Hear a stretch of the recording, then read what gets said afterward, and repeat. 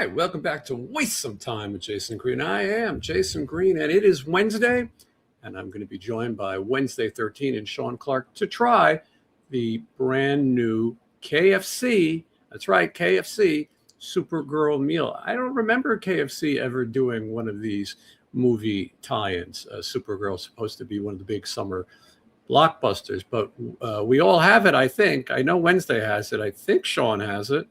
But I guess we're going to find out right after this. Just wanna waste some time with you. Sometimes it seems too good to be true. Nobody out there to waste time with you. All right, let's welcome. I forgot. Every week it's like the first time I've done this. Wednesday 13. Oh, hey, it's like the first. It's like the first time, every time. All right. Yeah, exactly. And Sean Clark. How are you, Sean? Feels like the first time. Anyway. Feels like the very first time. There it is. That was beautiful, yeah. Now, Sean, did you get the meal? I'm sorry? Did you get the meal? What meal are we talking about? He's playing coy. This guy comes here. He plays the games. Yes, I got the meal. Barely got it on. I forgot where KFC is because I don't really ever eat there. Yep. I went on the wrong street and I was like, oh shit, it's not over here. So I fucked up. My microwave's 10 minutes fast and I thought I was running behind and it got here early. So I thought it was late. Now it is. Now you got some cold KFC.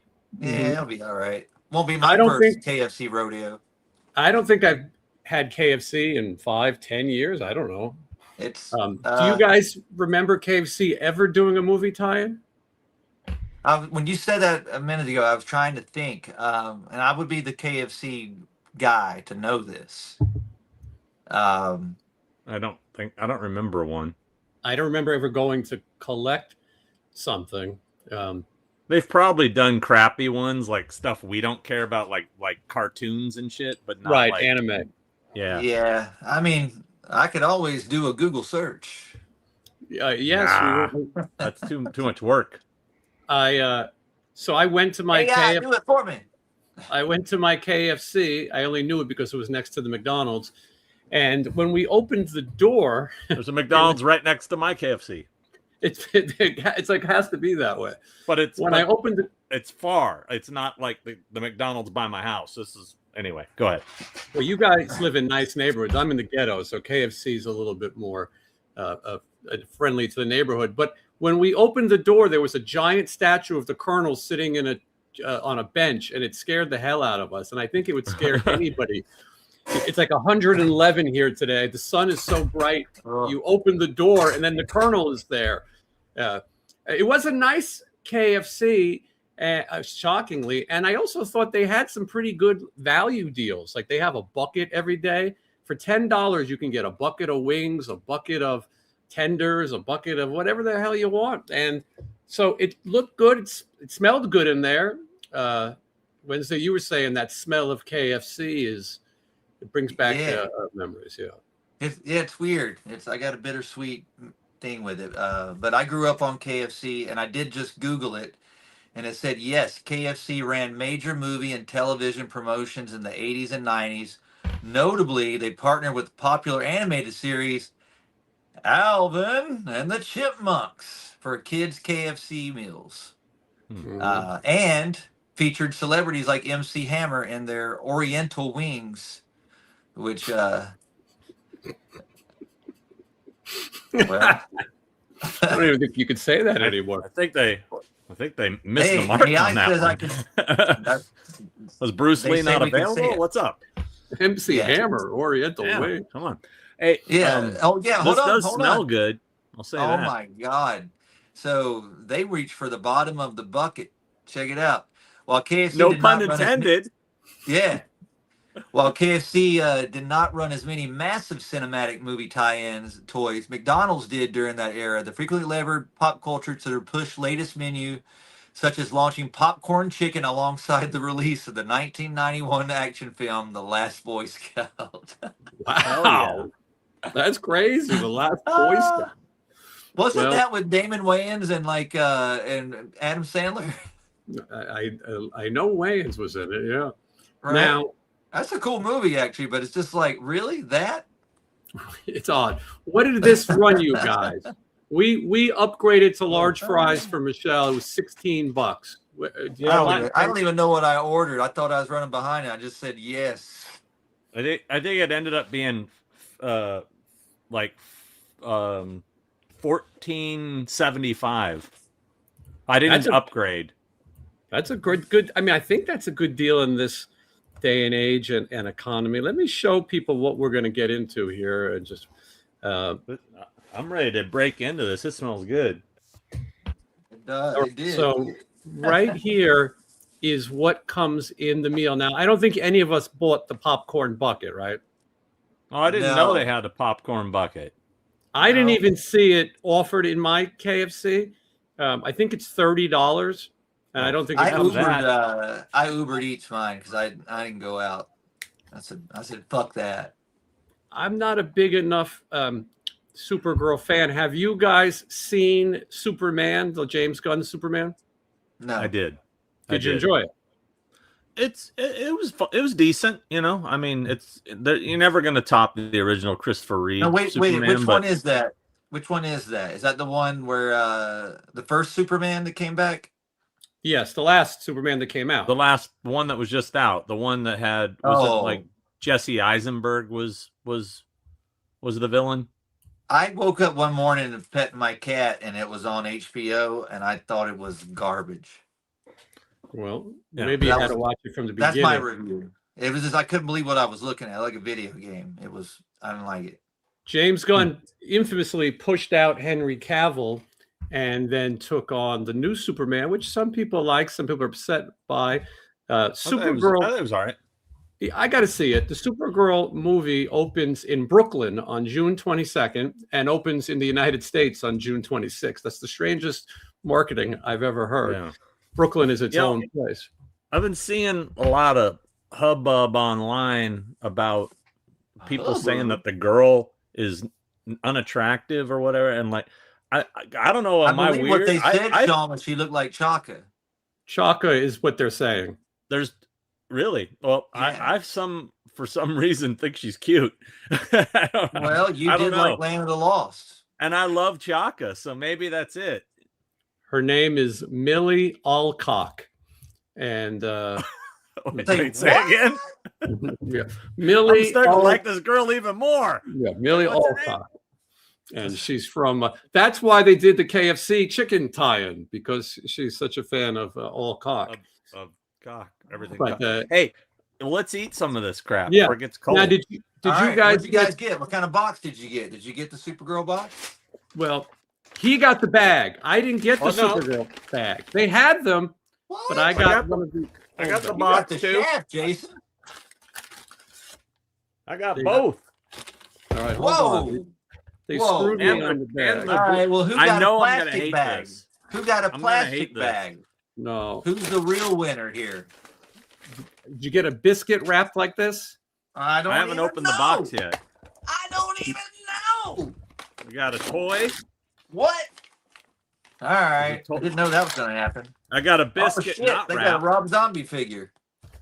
I got the fries with her on it. A hot little Chaka girl. I think she's cute. Sean loves Chaka. And then the 3 sauces. Sean loves Chaka. I do. I'm eating a fry right now. All right. Now, I did not get any biscuit wrapper. I just got just an old biscuit. Yep. Hey, you guys would be also probably shocked to know that I didn't start eating biscuits till much later in life. Tonight. I don't think anybody would be shocked to learn that. That's what I'm saying. What did you guys get? Nuggets or strips? Right. I got tenders or the strips, and I got mashed potatoes and gravy instead of fries. I got the tenders. They didn't give me an option. They just gave me fries. Let me tell you guys something about my love, or used to my love for KFC back in the day. I love this so much. They changed the recipe on the gravy in the 80s. Compared to what it is now. It's a fucking shame. The Colonel Sanders is turning over in his chicken bucket grave. did this rant before. But anyway, they changed the recipe. Doesn't taste the same. When I go to Australia, it tastes the way it used to. And I used to get so hammered in Australia, and I would get so drunk, and I would try to sober up the following day. I'd go to KFC, and sometimes I found myself with just a straw and just a cup of gravy because I liked it so much and I missed it. They made it smaller. That size of a. That's not. Oh, much everything is shrinking down. Except our bellies. My chicken Yeah. strips at Cracker Barrel went from 6 to like 4 little, like I don't know what's going on. Caucasian barrel. Everything has went down now. Everything, it looks like it's on Ozempic. Well, I ordered the nuggets because I thought it would be better for television and more dunking. But I do think the strips would taste better, to be honest. Solar sauce. So there's 3 sauces. I guess we try them each. There is Which one do we start with? Solar. Right. What do you want to start with? Well, I got lady. let's start with solar. Solar. All right, here we go. We'll open the 3 Does it say sauces. what it is? Honey It's a mustard. Oh Honey man. I'm gonna pretend like I normally do with you guys. Oh. I'm going with a fry. Oh. Wait, you're not going to try the honey mustard? Fuck no. Why not? I ain't tried it this far in life. You think I'm gonna try it with chocolate on it? What could Not honey bad. mustard? I don't really like mustard, but this ain't too bad. Have you had mustard Wednesday? No, this is the problem. I'm just now getting used to honey. Just do a little dab. dab. dab. That's Good. why the people are here. They're not here to watch you eat a fucking chicken nugget or strip. A dab. I doubt very seriously people are here to watch me eat solar sauce. Just a dab will do it. but- Just try a dab. Mm-hmm. And I then think it's do pretty it. good. It's actually pretty good. And I Mhm. really don't like mustard. You're not It selling kind me of on tastes. It almost tastes a little barbecue saucy in a way. Then why wouldn't Yeah. you just have barbecue sauce? I hate. when Okay, it's people barbecue sauce, bro. Try Yeah. it. Dude, It's say, yellowish "No, barbecue man, all sauce. this sauce sucks." I tried to get it off my meal, but it wouldn't allow me to. I'm going with the sauce- nut or the strip. the sauce is probably the only thing that's exclusive. Yeah. And that's probably not even exclusive. Yeah, Yeah, I but they hate- probably just rebranded. I hate all condiments. Nothing's going to change that today. Everybody's saying do it Wednesday. Oh, I haven't even looked Read the at that. chats. They're getting pissed. Man, I think you would like this. You've had salad dressing and other silly things. no, I haven't. Oh, sorry. Everybody start threatening to leave the show. Turn Oh, it off no. if he doesn't dip into the mustard. 200 people just want to see a dab. Just Ain't the happening. dab will do it. It ain't happening. I mean, we're going to Just- talk We're going to talk hard money.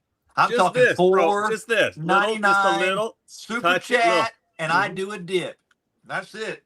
And I want Come it on. sent to my PayPal on before dipping. Human money? I think you'd be Who's got it? surprised. $499, and I will try solar sauce. Oh God, have you tried this yet? I haven't. No. I'm just about to. Yeah, let's get in this. I'll This is try good. that for $1. Now we're talking. Oh, this This is is supposed to be honey mustard flavored. All right, here we go. Fuck you. That straw is extremely too Uh-oh. big. Oh what man, the it tastes hell is that? like a melted slush puppy. I didn't know there was stuff in there. There's boba. Oh man, Yeah. that's Kryptonia. That tastes like windshield wiper fluid. That's It not looks like- good. Oh That's not good. man, that is the best $16 I've spent on. with a 15% tip. Ugh. I'm trying to get the Yeah, boba. this is in why there. I brought my water because Mhm, I me was going to too. get a Diet Coke, but KFC's Pepsi product. So Oh my god! Have you guys had one of those things burst in your mouth now? I just bit into it. Yeah. Yeah. Michelle, you want to try it? Okay, What good. bird? What are we talking about? What's bursting? The There's boba. little boba bubbles in There's crystal. boba in this? Mhm. Yeah. No, not in mine. Did you say hold the boba? Yeah. Maybe your First boba off- melted. Man, I'm not into boba. See it down there at the bottom? No, Michelle says gross. I don't think it's good, but I don't think it's the worst. there is nothing at the bottom of this. I'm telling you.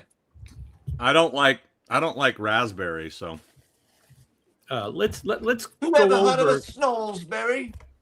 I'm getting some biscuit now, even though it's not an exclusive Superman biscuit. But I think you I could dip think the I might be biscuit. over this. I'm gonna save this gravy for my meal later, possibly. This was a very unentertaining Try the meal. mustard. Yeah, that'll win it over.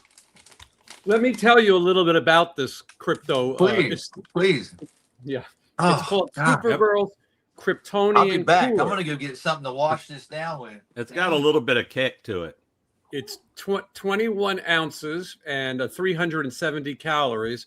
On its own, it would cost $4.89. It's a signature drink created by KFC and the Supergirl promotion. This colorful beverage combines starry lemon lime soda, blue raspberry flavor, and you were right, Sean, it's got raspberry, Yeah. and strawberry boba pearls, and then the key ingredient is ice. Its bright blue appearance is inspired by the cosmic Supergirl theme, while the strawberry boba adds color, sweetness, and texture. You can not get the boba drink. You can substitute for a soda. Just so you know, there's no boba in there. That's just a condensation. There's nothing in there. Sean, do you want to try Nothing. Look, Ruthie's Sweet Chili Revenge? I got hosed. Is Wednesday gonna try it? No, You're not gonna try any of them? no. Then you literally just got chicken strips. There's nothing special about this. Yes, that's it. I was gonna try this fucking drink because I thought that might be the only good thing in this meal. And then I got robbed on the boba that I didn't even want in the first place. I hate sauce. I don't ever do sauce. I do barbecue sauce only with chicken McNuggets from McDonald's. That's it. I don't like ketchup. I don't like mustard. I don't use Sean, mayonnaise. I could listen to him explain this all day.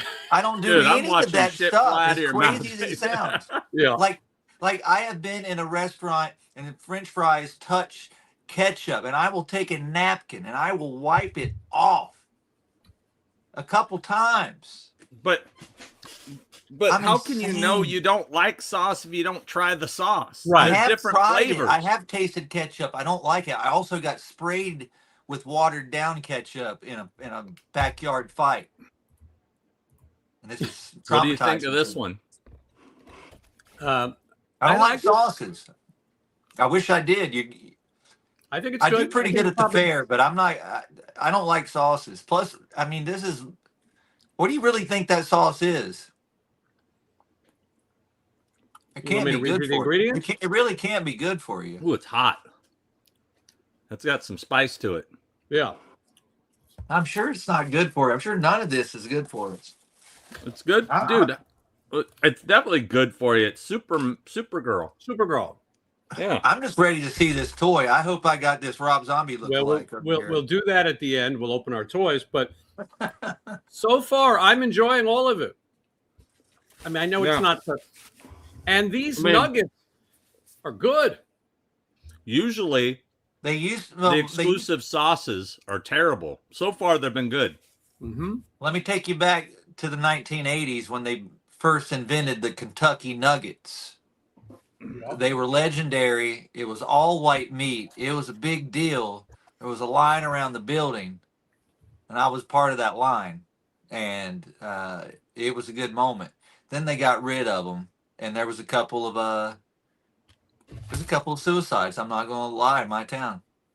On livings. These are Yeah, good too. chicken nuggets. The Colonel's recipe of spices. I'm spitting chicken everywhere. I'm spitting spices while I talk. This is definitely better than a McDonald's chicken nugget. Oh, for sure. Yeah. It's I mean, almost here's the like deal. KFC specializes in chicken. Mhm. Sean, you would know this because you're a world traveler. KFC, McDonald's is everywhere. Yeah. Everywhere. And it's pretty consistent, except for KFC just usually gets better outside of America. Agreed. It just does. Now KFC in Japan is really good. it's awesome.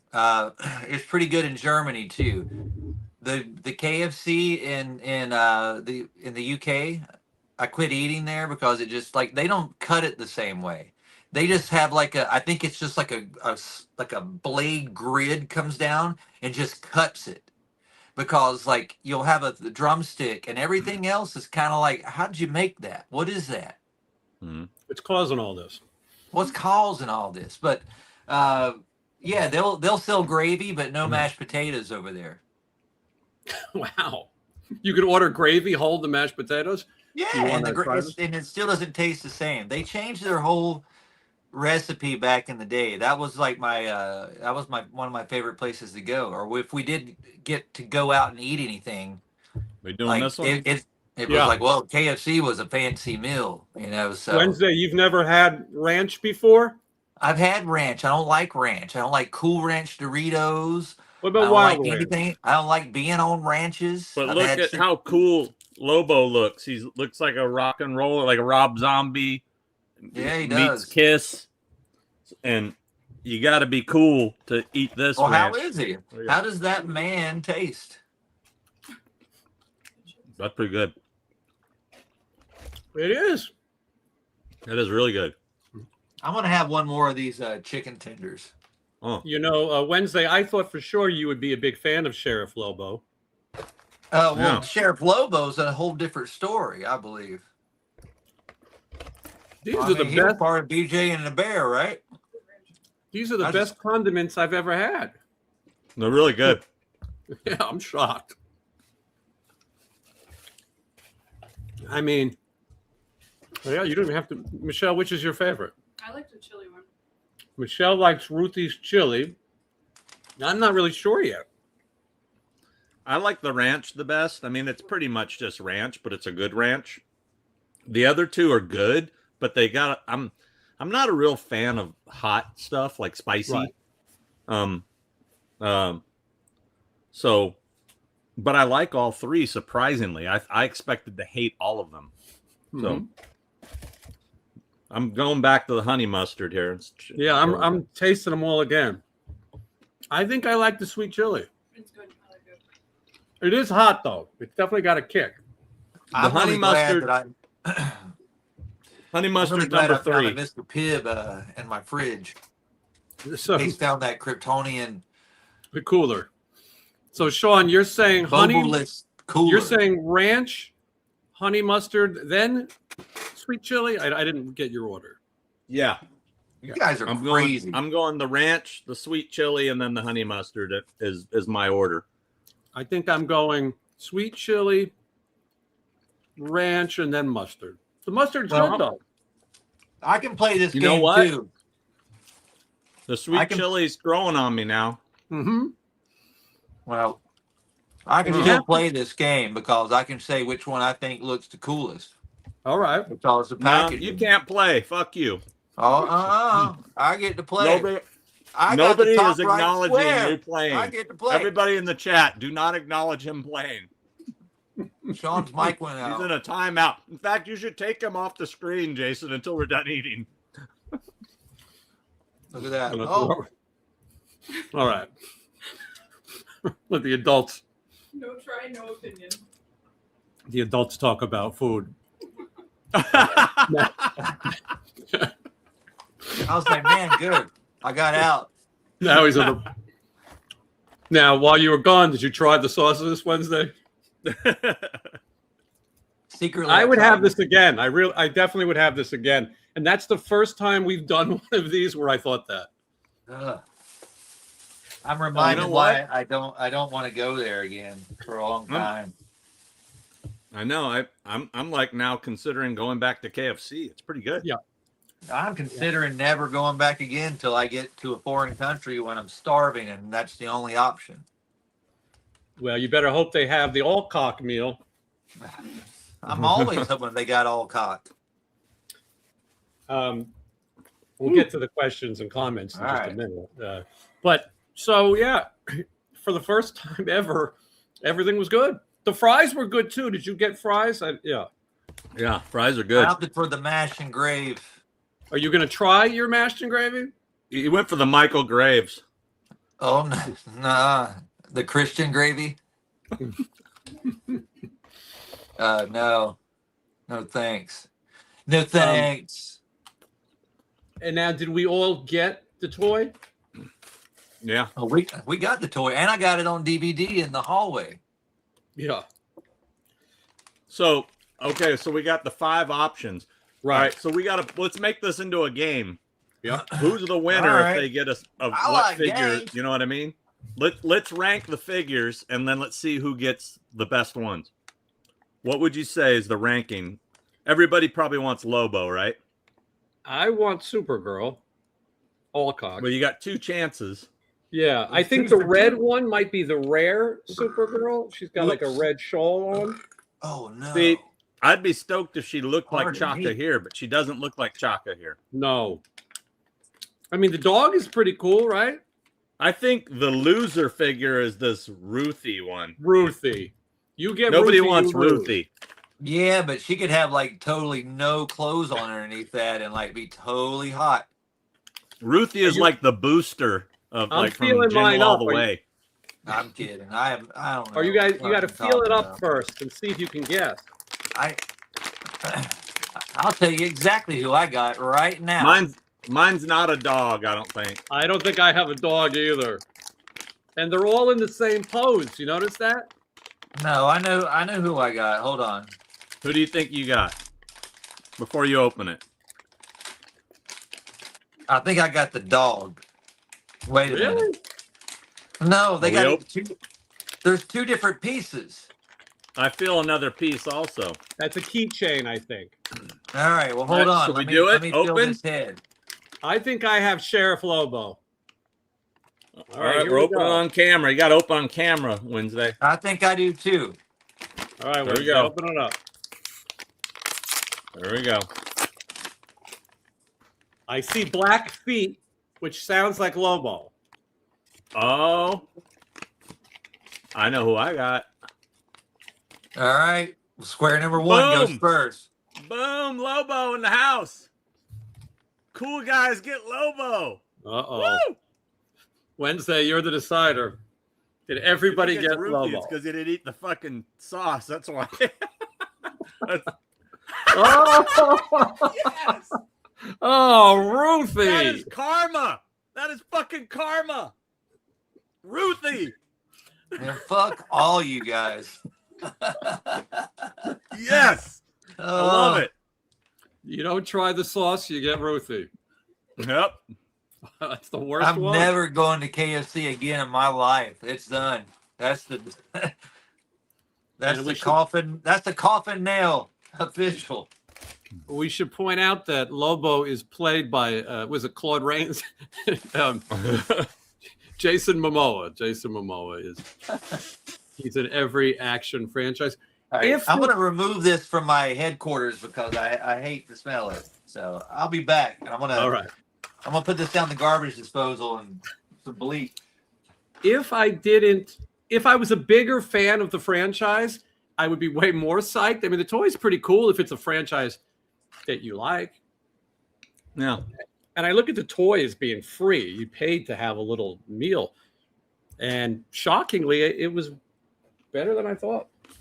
Maybe I should try Why to did they put him on a rope? the rope is weird. Yeah. I mean, Soap on a Mhm. rope. Lobo on a ropo.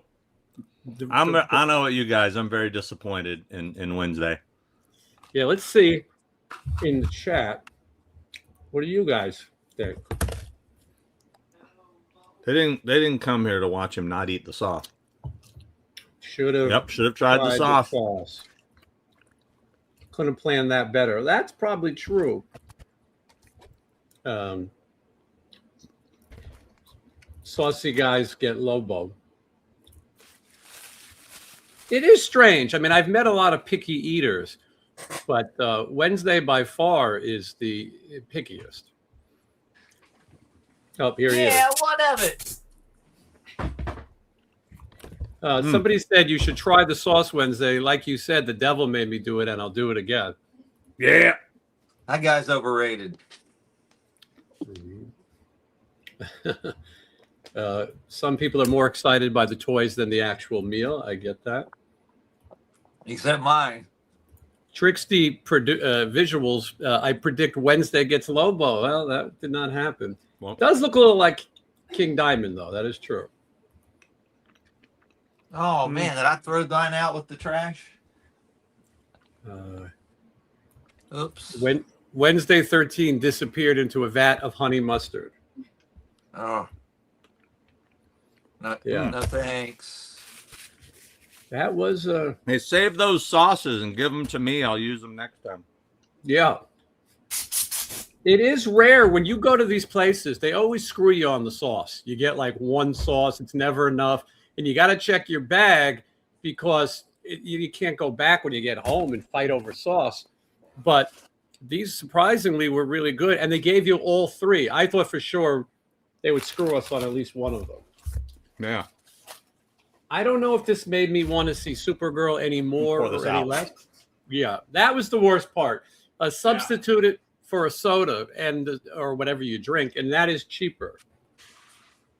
I have no desire to see this movie whatsoever. I wouldn't even watch it on accident, I don't think. You know what, though? The cool thing is if you pour out that drink in the toilet, it then looks like, makes the toilet look like it's got the cleaning thing in it. That's true. Yeah. So I purposely didn't flush it to look fancy. That's pretty cool.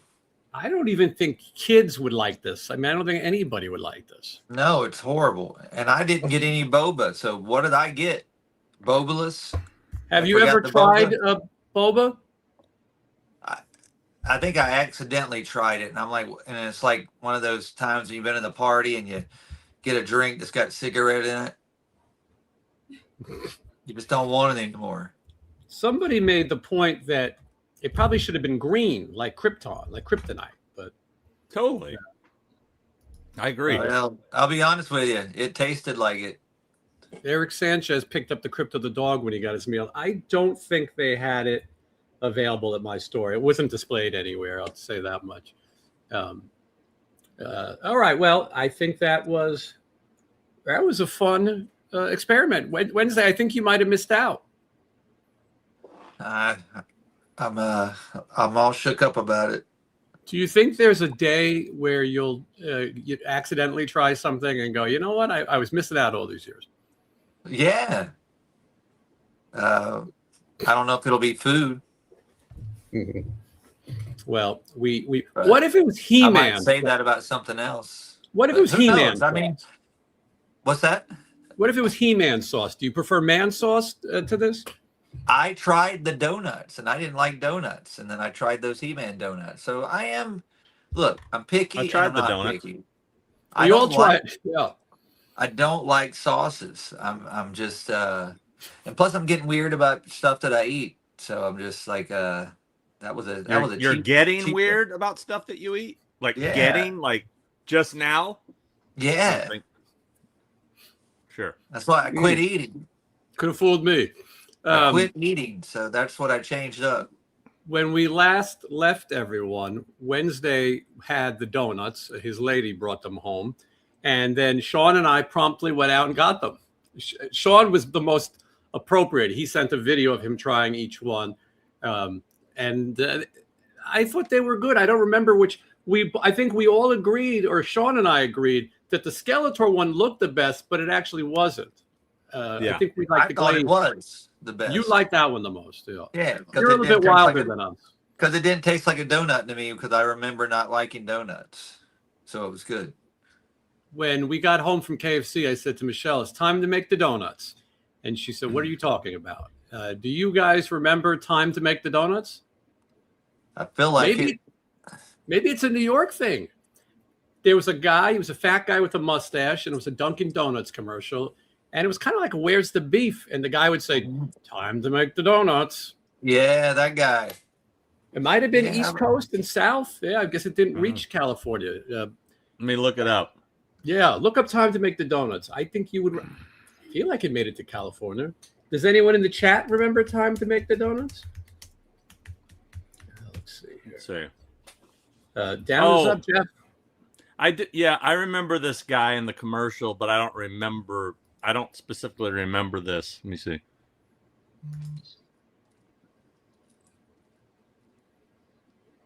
Okay, yeah, I kind of remember it.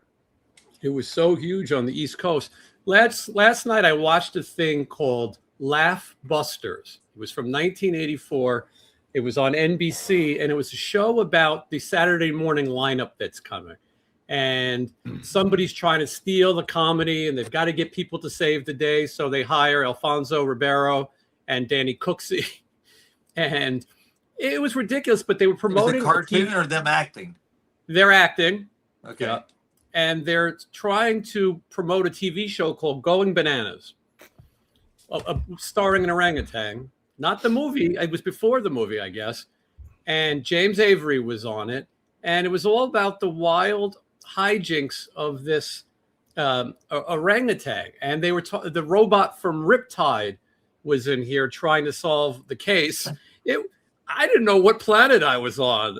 Mr. T is in it, only in cartoon form. He talks as the cartoon, but they left the commercials in, and there was Where's the Beef, Claire Peller, all the good days of television. But I recommend this hijinks if you're interested. Why is everyone so disappointed in Wednesday? He likes what he likes. Somebody had to come to Wednesday's aid and defend him. Of course, bunch of suck ups. That's right. You're a suck up, Karen. Your name's Karen. Need I say more? Karen. She's a freaking Karen. Trying to rain on our parade. Suck me. We went to try the Skeletor shake and we couldn't get in. Denny's in California is like a nightclub. It was like Studio 54. You couldn't get a table. Man. I went to Denny's right after the Stryper concert. We went to Denny's and they had it, the full menu, and I just I'm not interested in any of this shit, so I didn't try any of it. Actually, I said, you know what, the shake looks pretty good. I think I'll try it as a dessert, and I got so full on my meal that I was nah. So I'm pretty sure the He-Man thing's already gone from Denny's. I think it is too. Now, Sean, did you see any of our last episode? No, it was during the NBA Finals, not the last game. No, I sometimes would watch it while I was watching the game, but I didn't watch it this time. I actually kind of forgot it was happening, and I just watched the game. Well, first of all, congratulations to the New York Knicks. Really, some people say it wasn't exciting. I thought that was a pretty exciting game. Oh, definitely. Biggest comeback in history. I mean, it's 1 point wins. Really crazy, and it seems like the players on the Knicks seem very likable. I mean, I think Brunson is going to be a superstar to everybody for a long time, and Wemby is not likable. No, talk about a guy who isn't the bad guy. Very French. Larry David said, "If I was 7'4", I'd be just as good as him," which was interesting. But it was nice to see New York win.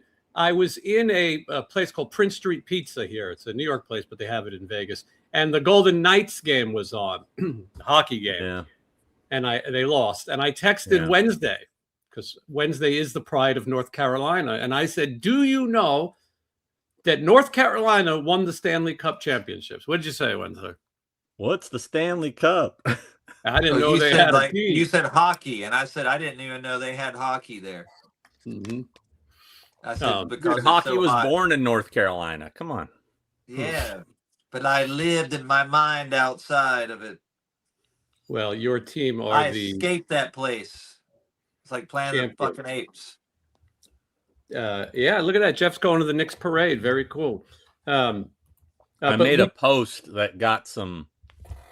I had to take it down. I made a joke, and it was political related, and people started thinking that what I posted was real, and they started fighting, and it was just I had to take. Basically, this is what I posted. So, everybody was in an uproar over Trump being at game 3. Like, don't go to the game. You're going to curse them.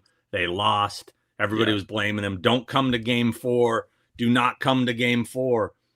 And he didn't, right? Nobody thought he was there. So what I posted, I said that Donald Trump actually came to game 4, but didn't want anybody to know he was there. because he wanted to come out at the end when the Knicks won and be like, "Look, see, I didn't curse them." But in the third quarter, in the third quarter, he was down. They were down by 30, so he left. That was the punchline, meaning that he left, and they had the greatest comeback of all time. But they came and won, right? So anyway, it turned into that sounds like something he would do, and blah blah blah. And I'm like, no, oh God, everybody, it was a joke. It was a joke, Anyway, I don't miss social media. How crazy though that people wouldn't get it. I made a joke about that too, the Knicks being cursed, and thank God Danhausen uncursed them.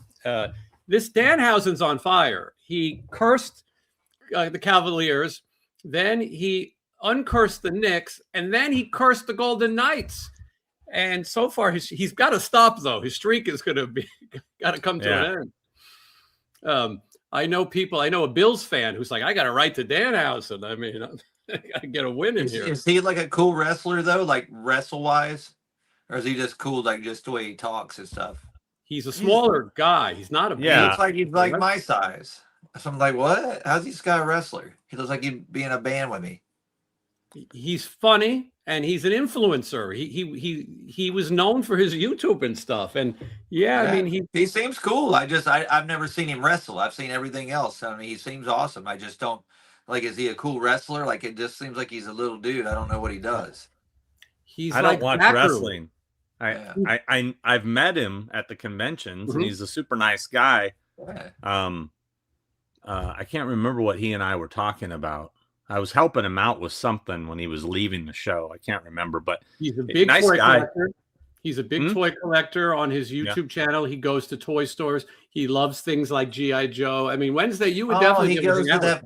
He went to Kojo's toy store that it's up in up north somewhere, because that's where I got my fucking Snake Mountain, and I follow them, and they are always talking about him, and he's always there. And that place is fucking awesome because they had a Castle Grayskull like they had made in the store. Like, it was awesome. Yeah, he's funny. He's like Zachary or like an old horror host. No, yeah, absolutely. I was just saying, I know he's become popular. But is he like a good wrestler? Like does he have like I don't know what he does. I guess I need to watch it and quit asking you guys. I've seen a little bit. Thank you for everything. He does this move where when he curses somebody, he'll point and then like an explosive will go off, but it always goes off at the wrong time or the wrong place. And then he thinks he disappeared, but everyone can see him, and then he just runs away. I mean, that's pretty awesome. Okay, now I got a reason to watch. I know so many people and girls as well who maybe didn't like wrestling who Danhausen has made it fun. What is he in? Where I'll watch it? He is in the WWE, the World Wrestling Entertainment. Okay. The old WWE. Oh yeah, WWE. He sells more merchandise than anybody. In every city, he has a shirt that says he cursed that city. And he's popular. Wednesday, question on the table for you. Thank you for the super chat, Chris. What is the best coffee place in Burbank? That would be the Ugly Mug. It's awesome. The Ugly Mug. All right. Well, the Ugly Mug. It's awesome. It's packed all the time. I wish it was open later because I'd go there twice a day. It's just awesome, and I go and get a sugar-free, fat-free coffee, and I feel good about myself better when I have a coffee. You should try a taste-free coffee. What if they made Ruthie's Wild Chili coffee? I don't think I would go there anymore. It would not be my favorite episode. I went and saw the He-Man movie, Masters of the Universe, proper title.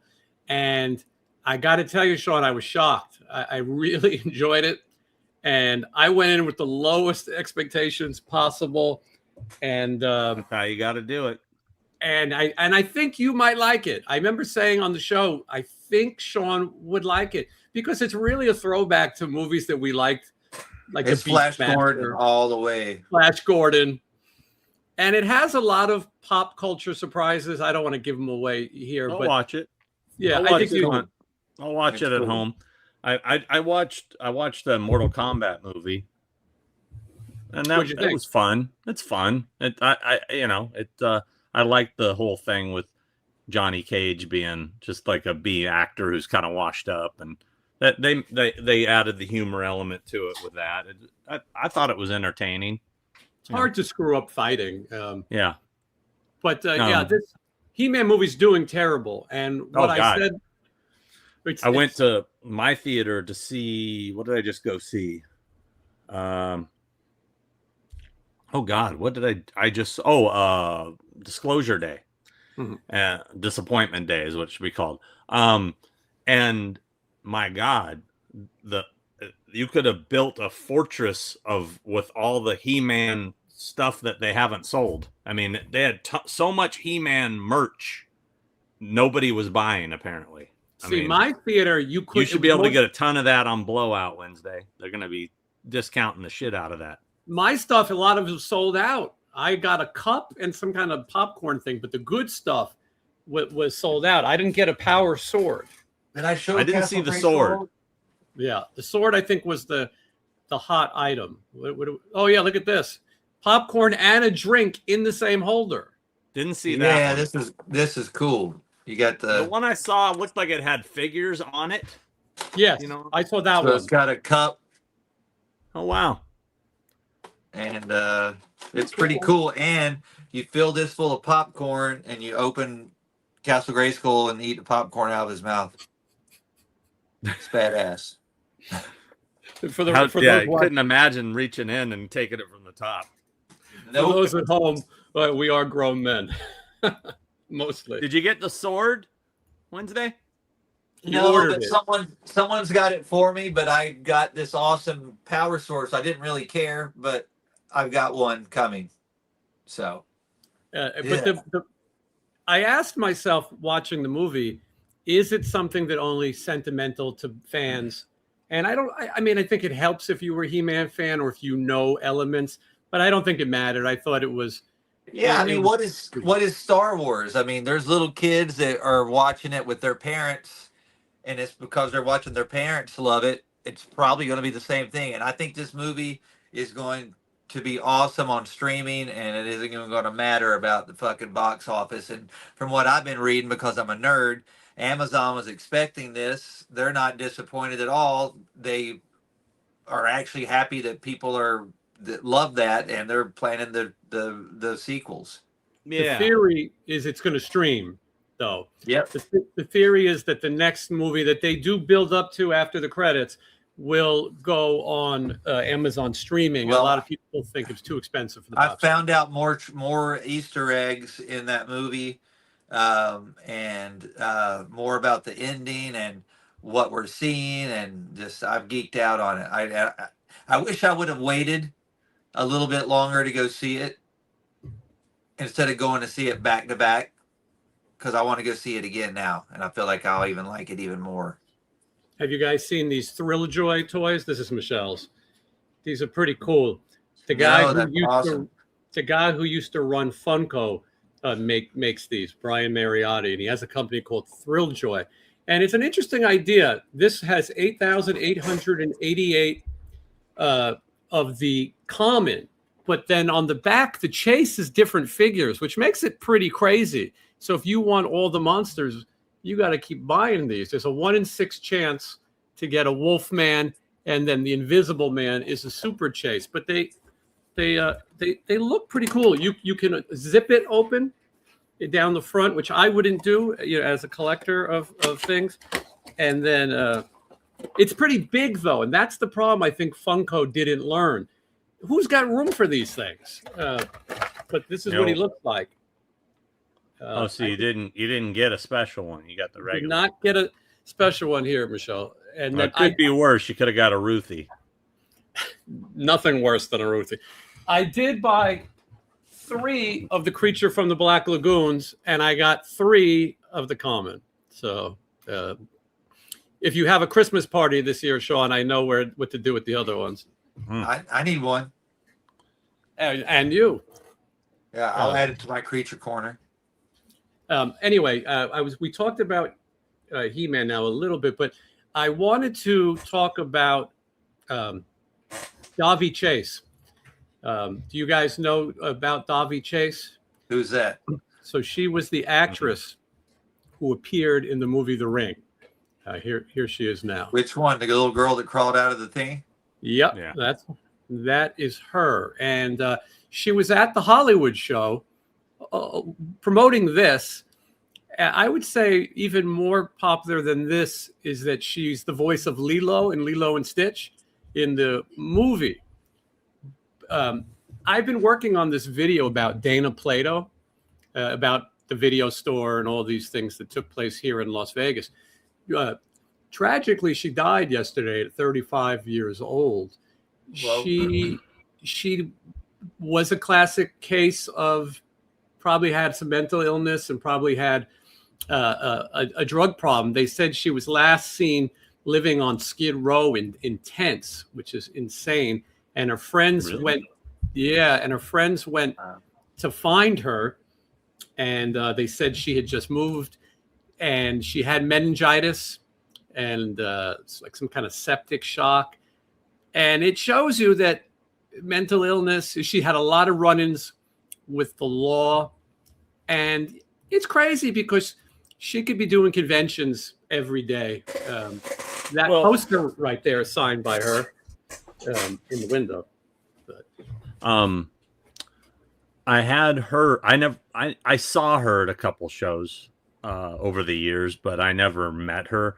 But all I heard from promoters was just how incredibly difficult she was, and unrealistic in regards to demands, and so that's why you didn't see her out much, is because she screwed it up. Yeah. So. And that's such the shame. You know, you make demands and then you end up living in tent city, the worst possible. I mean, she was a very beautiful young lady.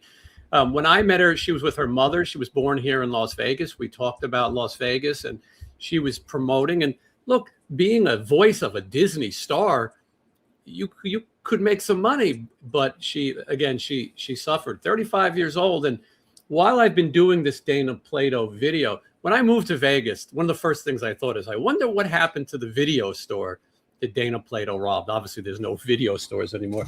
And I went into this deep... She robbed it. Because she robbed it. Man. I went into this deep rabbit hole about Dana Plato, who I met at the AVN convention. And a lot of people said that she was in a porn movie. And she wasn't. It's really not true. But this rumor's been spread. She literally... She made this movie called like Jack and Jill, and later they put the name Different Strokes on top, and they try to call it like an adult Different Strokes. It's like a Skinamax kind of soft core movie. She's topless, she kisses a girl, but it is not a porn movie. Mr. Drummond would never have approved of her being in a he looks like a porn director. He does, actually. He's got an ascot. But so I went and I found the apartment she lived in and found the video store. And it's funny is that a couple of YouTubers who were pretty popular screwed up, and they went to the wrong place. Sean, you know better than anyone. So much research goes into making a YouTube video. And if you just Google what happened to the video store, you might not get the right answer. That's not enough. And you really have to. So I watched hours of news footage, arrest footage. Yeah, people have no idea one video that's 10 minutes. And I kept looking, and then I started doing Google Earth and street views. And YouTubers are funny because they'll just make shit up. Well, now listen, it's been destroyed. No, it's literally right across the street and looks exactly the same. But Dana Plato was another one of these people who had that troubled life.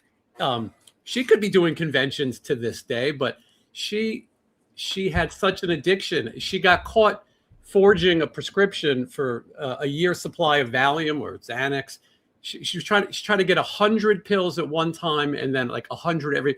And she went to jail again. Wayne Newton is the one who bailed her out after she robbed the video store. But anyway, I'll put that video out Friday. But when I saw Davi Chase pass, you start to think like these young actresses and actors, even Gary Coleman, he could have made tons of money at conventions. Instead, he took a job, and he did some, but he seemed difficult as well. And so, anyway, that, like that was that super hot like Baywatch chick that's homeless now, and you know what I'm talking about. I'm not sure. They're David always posting Hasselhoff? photos, huh? David Hasselhoff. No, she was dating that Jeremy guy that was on Her name is Lonnie Wilson. Is that her? Yeah, it's her. I don't remember her, but I'll show you a picture here and a warning. It's shocking. Hold on. The before? Are you doing the before and after here? This is both at the same time. Yeah. It's pretty crazy. All right. Wednesday, put your good glasses on. Oh, you got them. Okay. I got him. Here she is. You know, beauty doesn't stop drugs either. You know, nothing discriminates if you have addiction or mental illness. I think we throw people in jail who have mental illness, and that's not necessarily the answer. But this poor woman, I don't know what. I think she's still alive, but yeah, she's still. They post. She's around like the Venice area. People post pictures of her all the time, going through garbage cans and shit. Maybe a private signing, Sean. I'm good. We put the items on top of the garbage can, and Sean, I guess you can't say, but in your experience as an agent, you've probably had some clients that were a one and done that just weren't ready to be out in public, right? Yeah, well, I mean, here's one I'll talk about, and I think he's still alive. I honestly don't know, but there was rumors for years that this guy was dead. Everybody thought, even his cast members thought his castmates thought he was dead. And it's Gary Riley, who was Gary Riley's brother. Gary Riley. He was Dave, for Dave and Chainsaw in Summer School. Yeah, that guy. So I don't remember how I found him, but he came on my radar. I met up with him. He's, got some serious issues, and has had a hard life. I put him in, I think, 1 or 2 shows, and then he just kind of went AWOL, and nobody's seen or heard from him again, and it's been like 10 years at least. Was that the convention where it was a picture of them two together for the first time in forever? It's the only time. Okay, and I remember seeing that picture, and everyone sent it to me and goes, "Oh my God, look at this!" And I was like, "Holy shit!" I thought he was like a regular. And that was like in 2014. So yeah, I mean, I'm 12 more years on him. I'm sure he isn't looking much better if he's still around. But I talked to Dean Cameron about it recently, and he's heard nothing. Like he fell off the face of the earth again. But again, do you still book Dean? When I can, yeah. Yeah, does he not do it? I know he does his band, and he's just kind of doing live. I mean, right? he would be more than happy to. Unfortunately, it's just not a massive demand. But I want to meet him. I have his autograph. He's awesome. But I've never he met literally him. lives like right by you. Yeah, I know. I'm not going to go be that nerd. But like the Chainsaw and Dave are just as much of an influence on me as Alice Cooper or Motley Crue. Like their DNA, the way I act and talk, and the way we ad lib here, and it's like I feel like I'm Chainsaw or Dave in that movie, because when I saw how their room looked, he's a ripping bass player too.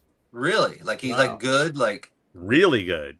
Wow, he wrote some of the Steel Panther songs, like on the first album and stuff. I forgot that.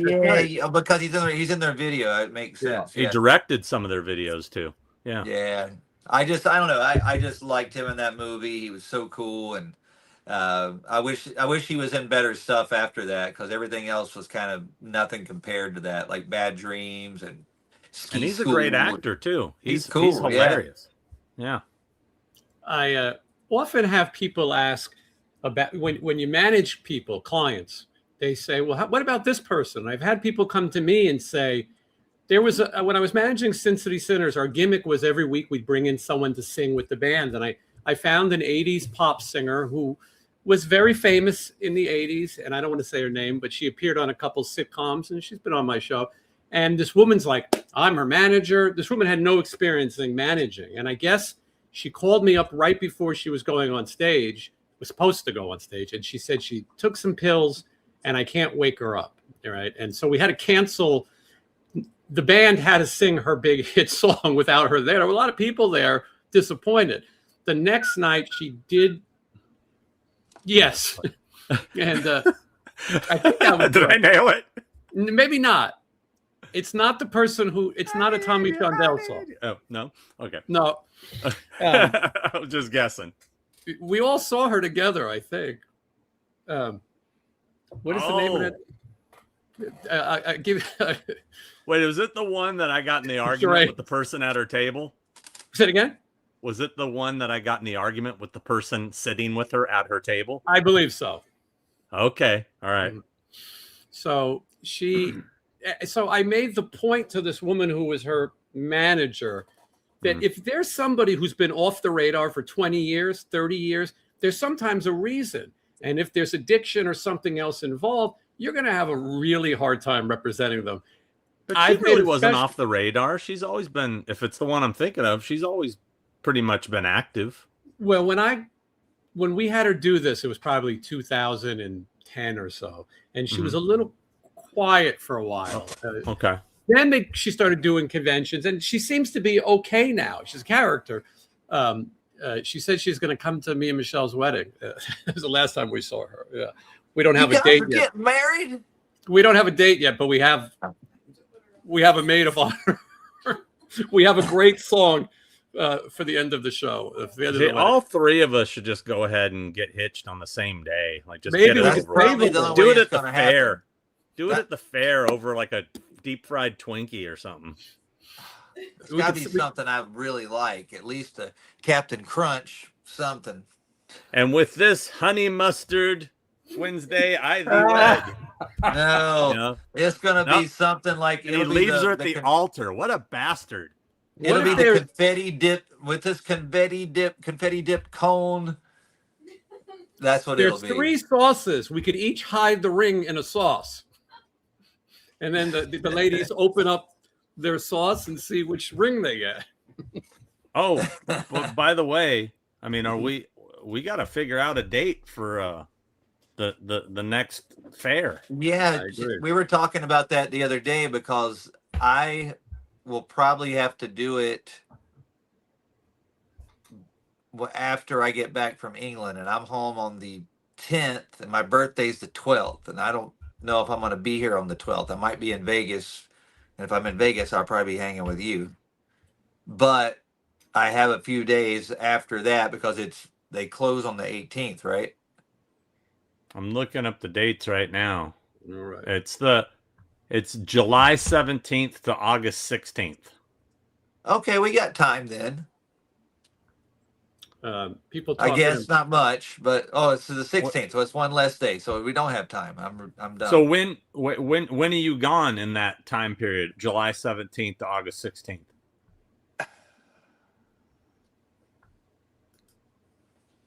I got a bunch of shit going on, and I don't know if I'm going to be around to do at it. all during that time. Yeah, because there's a lot of shit that I got to do next month, and it all is the fair open every day, or it's not just a weekend thing? Every day. I think it's every day. I was going to come out for the Creep Eye Con. Now you guys will be in Arizona at that time, but what is there a chance we can meet up after that? So that would be like July 12th or 13th. Is that something that could work? I think that works for me because you'll be coming back. Because I'm coming back from that, and then I don't have anything going on until the 22nd or something because it's going to get tattooed again. And so that could work. Let's see. July 12th, is that what you said? I will be coming home that night from Arizona. So I could do Monday the 13th. That's what I was wondering about, Monday the 13th, right? Yeah. That's when I get right back because I'm driving a van with all of our gear and stuff down to that thing. So hold up. it's going to be a weird day. I don't know if that's going to be a day I want to come back and do that. That's Well, why I we'll was talk thinking. about it. We'll Yeah, make well, it. let's keep talking about it because everyone wants to know what we're doing. Yeah, we'll figure it out afterwards. Yeah, I'm up for whatever you guys are. Whatever you could work out. we'll make it work. I just think it might have to be closer to when it's about to end, because that's when I think I'm going to be free to do it. Well, like the 14th or something. It's it's not even on July 13th. I said August 14th or 15th or the 16th, the final 3 days. It starts the 17th, and it's not open Mondays and Tuesdays. Those are the 2 days it's closed. Okay. Oh, the ones I just said, 16th, 17th? 16th of what? August. That's the last night of the fair. Let's go to the last night. Burn it down. I'll do whatever you guys say. Let me see if I'm in town. All right. The chat is going crazy for this one. Yes. I'm not in town. They're like, figure it out later. That's the Kurt Russell weekend. Oh, yes. I was thinking about going to that as well. Yeah. Sean, what big information? I should have asked you since you knew about it. They were saying we're going to announce a person who's the biggest person not to do a convention, and you know the name and you know the face. And I kept wondering, who is it going to be? And then the announcement was made that it's Kurt Russell, which is huge. And Sean, you made a video about it, and in that video, huge. you explain that he has so many franchises. You know, they don't even mention Tombstone, which is Michelle's favorite. Michelle collects Tombstone. That's how many franchises Kurt Russell is a part of. And they're collector franchises. They're things that people want. You represent a lot of John Carpenter related people, Halloween cast, the Thing cast. Were you able to get the Thing people to do this show? I know you were talking about trying. As of right now, no. I mean, Keith David's doing it. They haven't announced him yet, I guess, but he's doing it.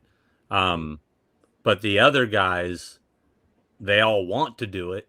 It's a space issue. That's really because the way they were going to do it, this is what I'm being told. They're going to have Kurt in a completely different room away from the show floor.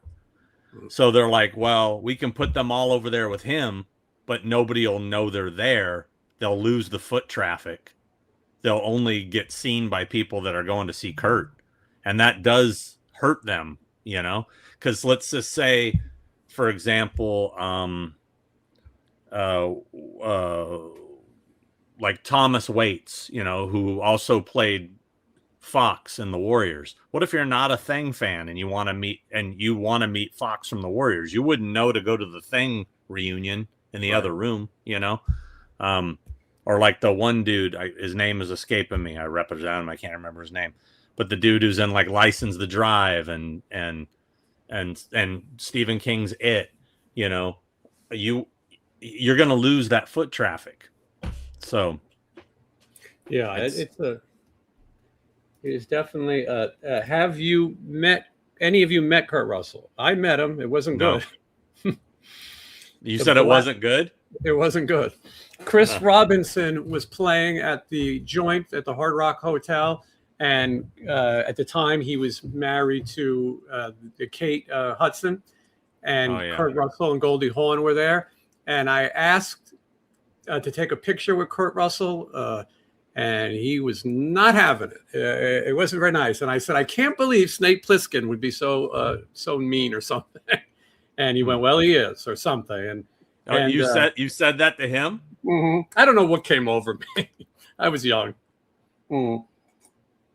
Not that young, but I did say it. I was so annoyed with him because it was like just me and him. And Goldie Hawn was much nicer to people than he was. But I would have said R.J. McCready would have said yes. Jack Burton would have said yes. Yes, I should have done that. Captain Ron would have fucking sailed me over to take a picture with him. I should have dug deeper. Yeah. Have you guys ever snapped on somebody like that? Sean, have you snapped on someone signing an autograph for you and you went like it just totally just ruined it for you ever? Oh well, I've had bad experiences. Yeah, I didn't. I haven't. I don't know if I've snapped back. I mean, I know that when Samuel L. Jackson was an asshole to me, I laughed at him, thinking it was a joke, and he's looking Right. at me like, and I'm thinking, oh, are you serious right now? I argued. And with I him started once. laughing. I argued with him. My friend. Yes, Richard Masur. That's correct. Right. Richard Mazer. Got it. He was Masur. Yeah, best known for One Day at a Time. That's So- true. And he's Forgot the about Screen Actors Guild president. But yeah, got it. The reason that. I was asking Is he the Screen Actors Guild president? He was. He's not anymore. Oh, wow. All right. I'm sorry. Go ahead. A friend of mine went to meet Lita Ford when she was doing in stores for when Kiss Me Deadly was like popular, and she was like top of the MTV charts, and he was a huge old school Runaways fan, and he's a big dude, and he's a mean dude, and like he's very passionate about music. Great friend of mine. I won't say who he is, but he waited in line forever to meet her, and he had a couple of Runaway records.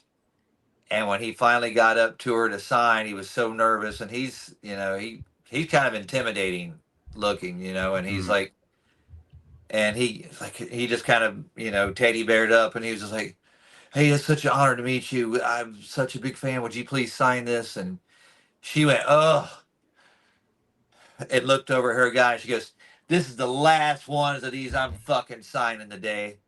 And he fucking snapped, and he jerked it out of her hand. He goes, I'm sorry, this is the best shit you've ever did in your fucking career.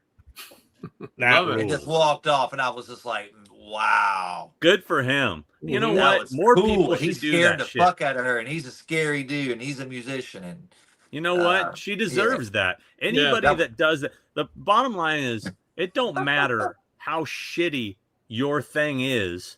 Yeah. I mean, Yeah. if you don't like it, who cares? Somebody, my movie, Black Waters of Echo's Pond, it's not a great movie. There's worse movies for sure, but it's not I wouldn't say it's, I wouldn't say it's a great movie, but I've had people come up to me and tell me they think it's their favorite film. I mean, blows my mind, but who am I to go, nah, it's a piece of shit. I'm just grateful they like it. I mean, how hard is it to be nice? Jesus. I know. I know. Also, a friend of mine met Danzig around that same time, and he had one of those bootleg posters that, like, my local store that like had this. He had the wall poster of him with those wings and that fucking crazy mask. It was awesome looking. It was a paper like poster, but it was enormous. And he rolled it out and looked at it, and he just went, put it behind him. And my friend's like, what? And he goes, bootleg. So he just threw it away. He just put it. He gave it to his guy and just put it in a thing. And the guy goes, I could listen to he you goes, do that's mine. I Danzig paid for it. impressions. He goes, no, you did. You didn't pay me. I own that. Bootleg.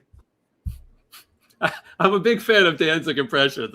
You do it very well. I've never met, and I love the Misfits. I love Danzig. I've heard nothing but cool stories through my musician friends with him, but that was just a weird thing that he did. He's known to hate bootlegs. I went to see Danzig. I've heard he takes bootleg records from people. Yeah. And I was just like, but that was firsthand from a friend of mine that it was. He went home and cried. Warrior Soul, Soundgarden, and Danzig were playing the Beacon Theater in New York, and I had the chance to meet Glenn Danzig, and I had a bootleg shirt. I didn't know. I bought it in the Village in New York, and the guy who worked there goes, look, he's nice. Just turn that shirt around. If he sees it, he'll flip. And so I did it.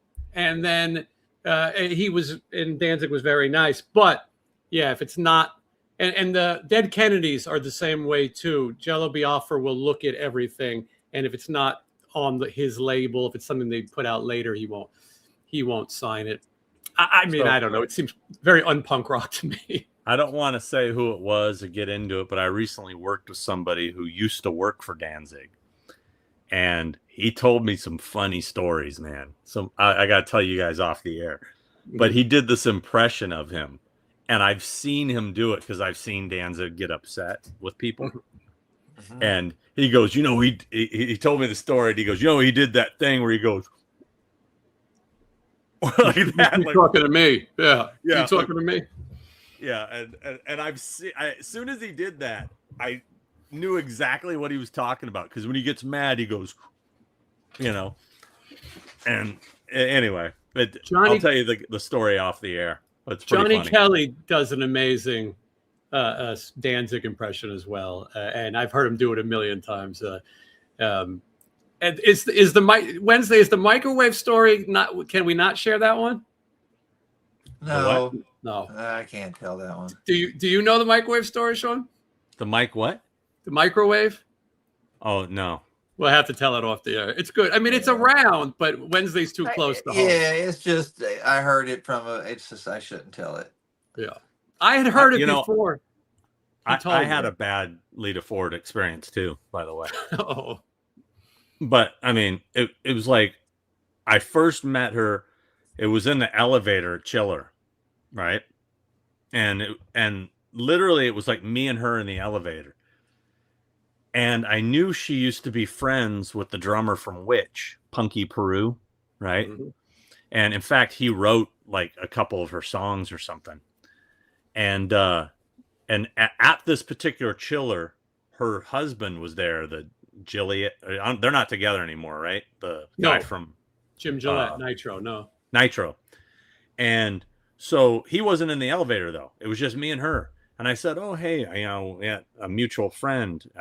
I said I used to work roadie for this band Witch, Punky." She snapped. She goes, "Don't you fucking say that name around me, especially in front of my husband. He'll fucking lose his shit." And I was like, "Okay, so anyway, good talk." Wow. Yeah. You got snapped at. Yeah. I done got forded.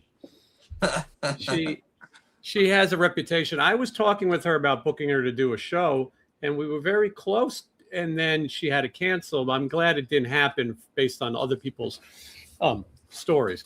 But you gotta let go sometimes, Well, very, very well said. 300 people now watching us talk about our 300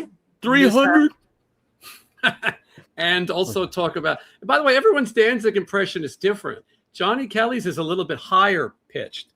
Everyone has a different version of it.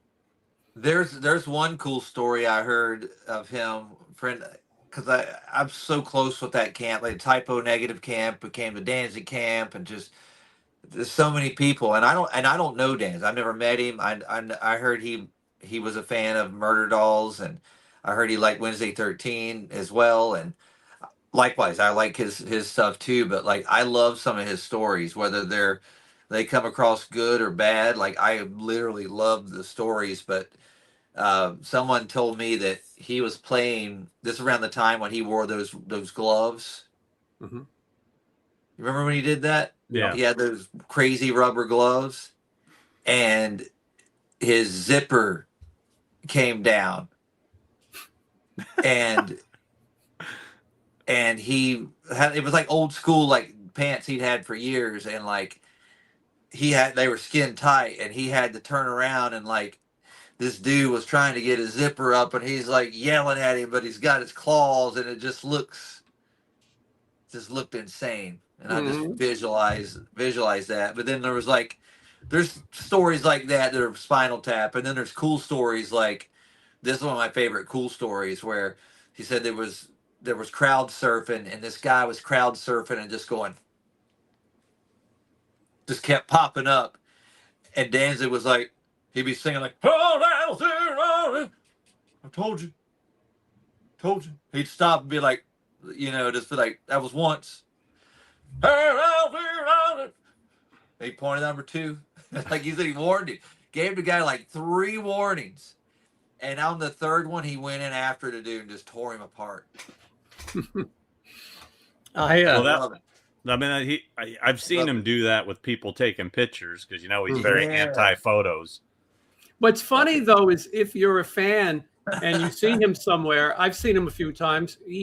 Had no problem taking pictures. I think it's something about being on stage and sweating, or maybe he's a little heavier than that. But I think it's something like that. But as far as him, when you meet him, he always seems to take pictures. I met him at the San Diego Comic-Con.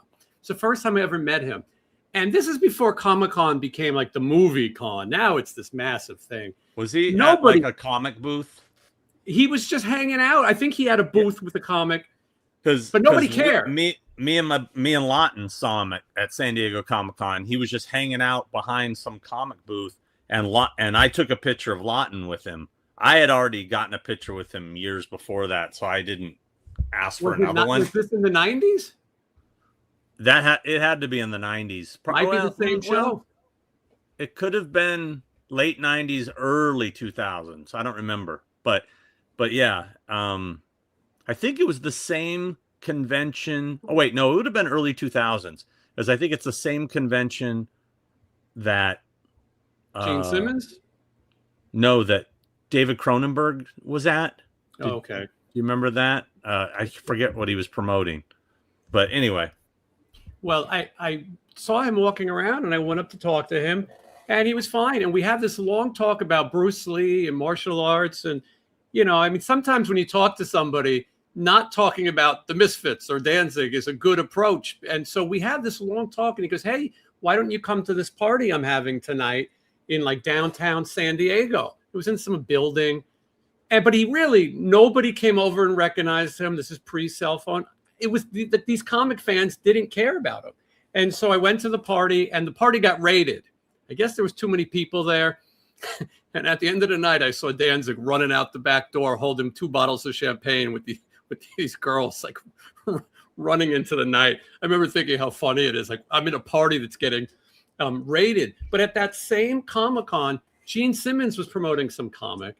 And we went to this party, and nobody cared about him. I mean, I'd have a picture of it. He was at the buffet table eating with like a big serving fork. I don't know if he thought he was being funny. And I went up and started talking to him. And I was there with Trauma, and I mentioned it because he loves horror movies and B movies. And I said, I got a bunch of Trauma stuff. Would you like it?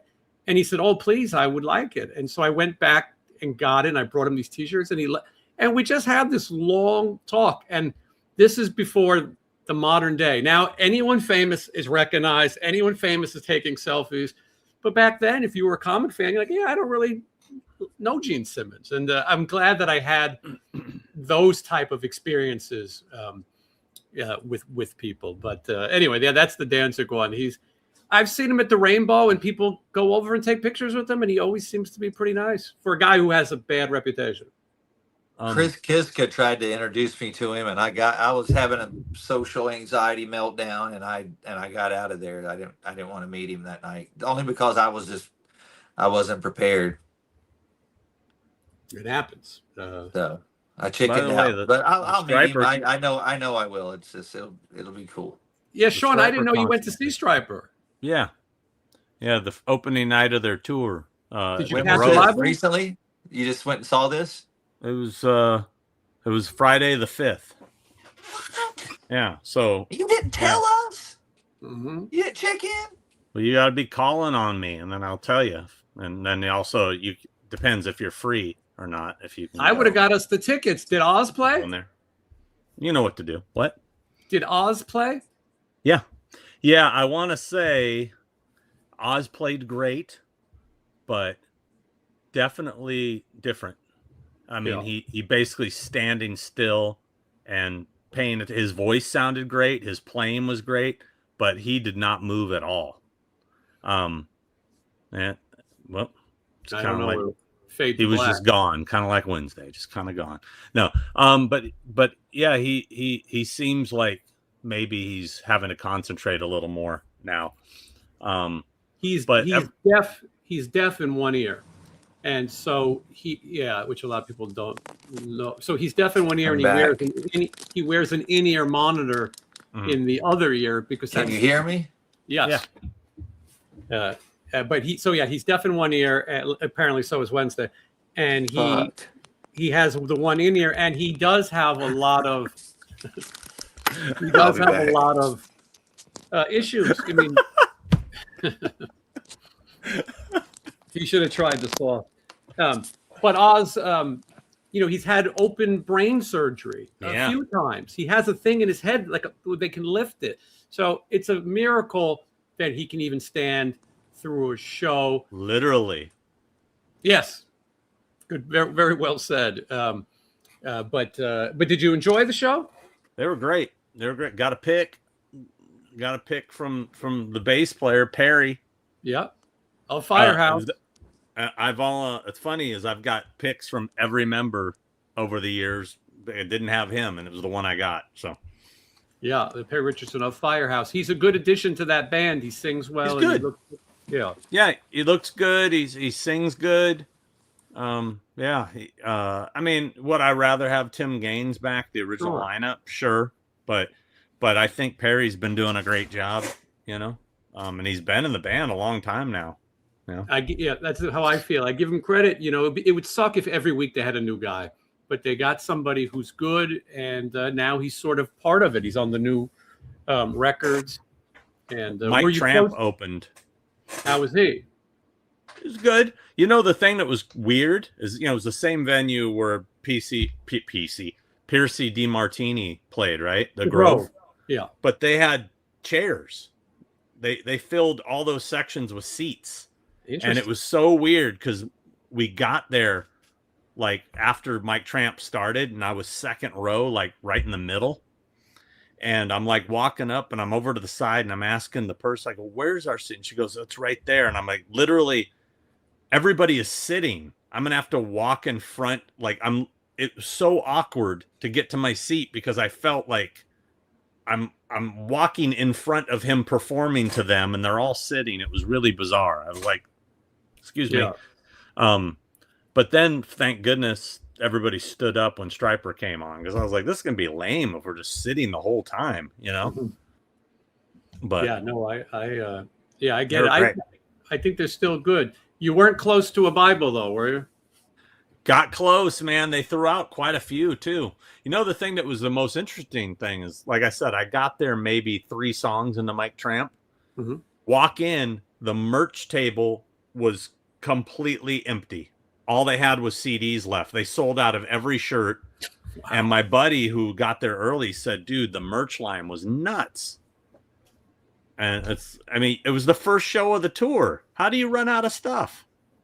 That's insane. Did you ever see them at Disney? What do you mean?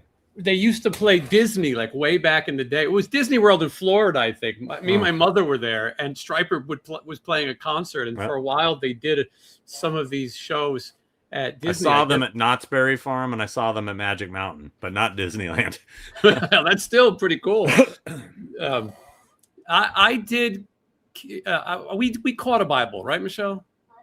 Robert hit me with it. Robert, yeah. They turned the lights off at the end of the show and didn't realize that Robert was coming out to throw Bibles. And so no one really knew what was happening. So Michelle got, did I catch it or you catch it? You caught it because it smacked me and went flying. Yeah, it bounced off Michelle into my hands. And the deal is they're not supposed to give you one. You're supposed to catch it. But I'm not going to lie because that would be not honestly. But somebody in the organization did give me one. And then Michelle got her Bible signed. And then I made the point that if it's okay for Trump to sign it, it's okay for Stryper to sign it. Well, what's crazy is the first time I ever saw them, first time ever, first show, Oz Fox threw one right to me and I caught it. I was like, wow, it was meant to be. And then I've seen them probably 20 times since, never got another one. It's funny. Michelle and I were talking about, what do you get for your friends like you and Wednesday who have everything? And I say, well, I got to take him to Stryper and get a Bible, but you already saw it. Now we got to get you the Bible. Well, the thing that sucks is at some point I either lost it or sold it. I don't know where it is. We're going to have to get you another one. But I have rare Stryper stuff. I do. I came across recently. I have, they used to sell them by mail. Like this was like right in the beginning, there was a Stryper cross necklace. It was yellow and black, and it said Striper.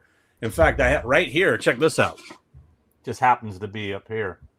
It was a Striper promotional pen light. It's from the fan club. See, it says fan club. That's awesome. And it's a light. I don't think it works. Does it work? Probably not. But dude, Probably come need on. the battery. Who's got this? Who's got Yeah, this? that's crazy. Did you buy the truck that they put out late recently? I did not, because I mean it's not. I mean it was cool, but it's like it's big, and where do I put it? I got too much shit. No, you don't. I do got too much shit, bro. That is a I've growing. seen And guess what's around. coming tomorrow? What? Well, I'm ready. What?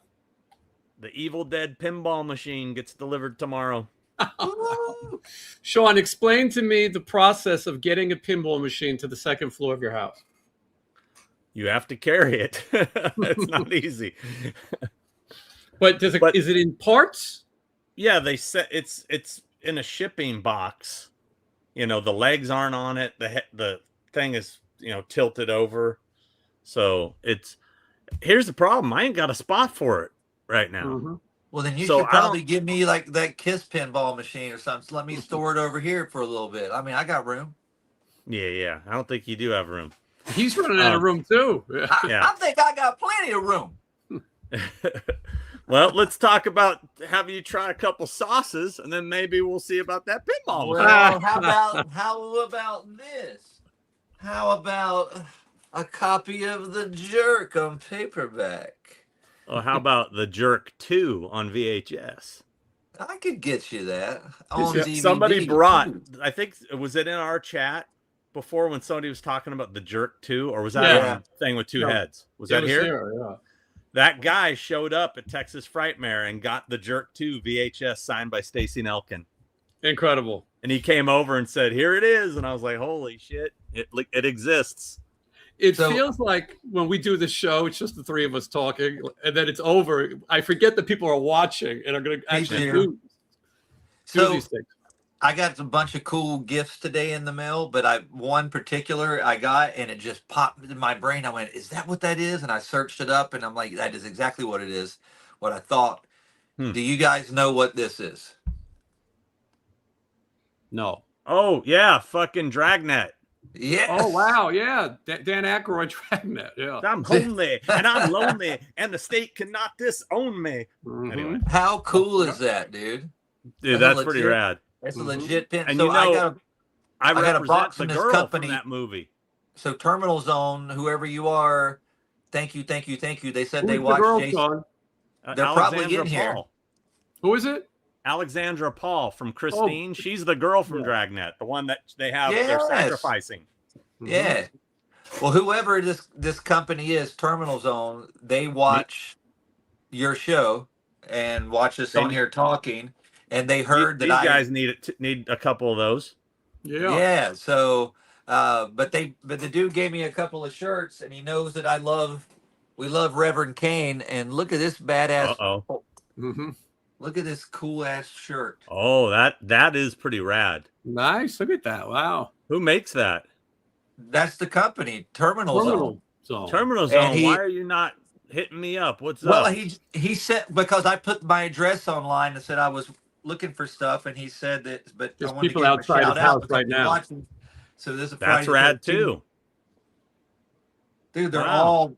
all awesome. Look at this Maniac shirt. He said it's from the poster when they advertised it in LA. That's cool. Nice. And then there's this Fulci Zombie, which is his birthday today, I believe. Nice. Wow. And then yeah, and then the Poltergeist is my favorite though. That one's the coolest one for sure. Yeah, and it's even got the tag. Like, Wow, look at that. You're going to have to start eating a little bit more chicken to eat. Wear those shirts, those these are Wednesday. medium, so I wear small, but that's the only thing. So but this Poltergeist is, Sauces have 150 calories each. I know I've lost Yeah. so much weight, I have to wear smalls now, and I can't. Hold, Get some sauce in you. hold that thought, Wednesday. I don't want to do that. That's the whole point of losing weight. I don't want to wanna do it. congratulate Down is Up and thank him for being a member for 15 months. Have any of you met Dennis Christopher from the film Fade to Black? I have. Sean, you must have met him, right? Don't you remember what happened when we were at the Hollywood show? Did he knock over the thing? No, it was a different Hollywood show. I don't know if I remember. I don't remember. He was. Uh-oh. This is going to be good. Oh, that's cool too. Yeah, very cool. He's seems like he's not all there these days. Right. But like I asked him some questions and it was rough. I don't know if I was with you. Maybe it was right after. Pretty sure you were there. I don't remember this Pretty story. sure. I've seen him a few times. I mean, he does the shows, and I did know that he was starting to get a little bit, things happen as you get older. Yeah. But anyway, that's a cool movie. Fade to Black. Cool stuff. Wednesday. Is there anything else? Oh yeah. Oh, wow. Wow, look at Is that all from that same company?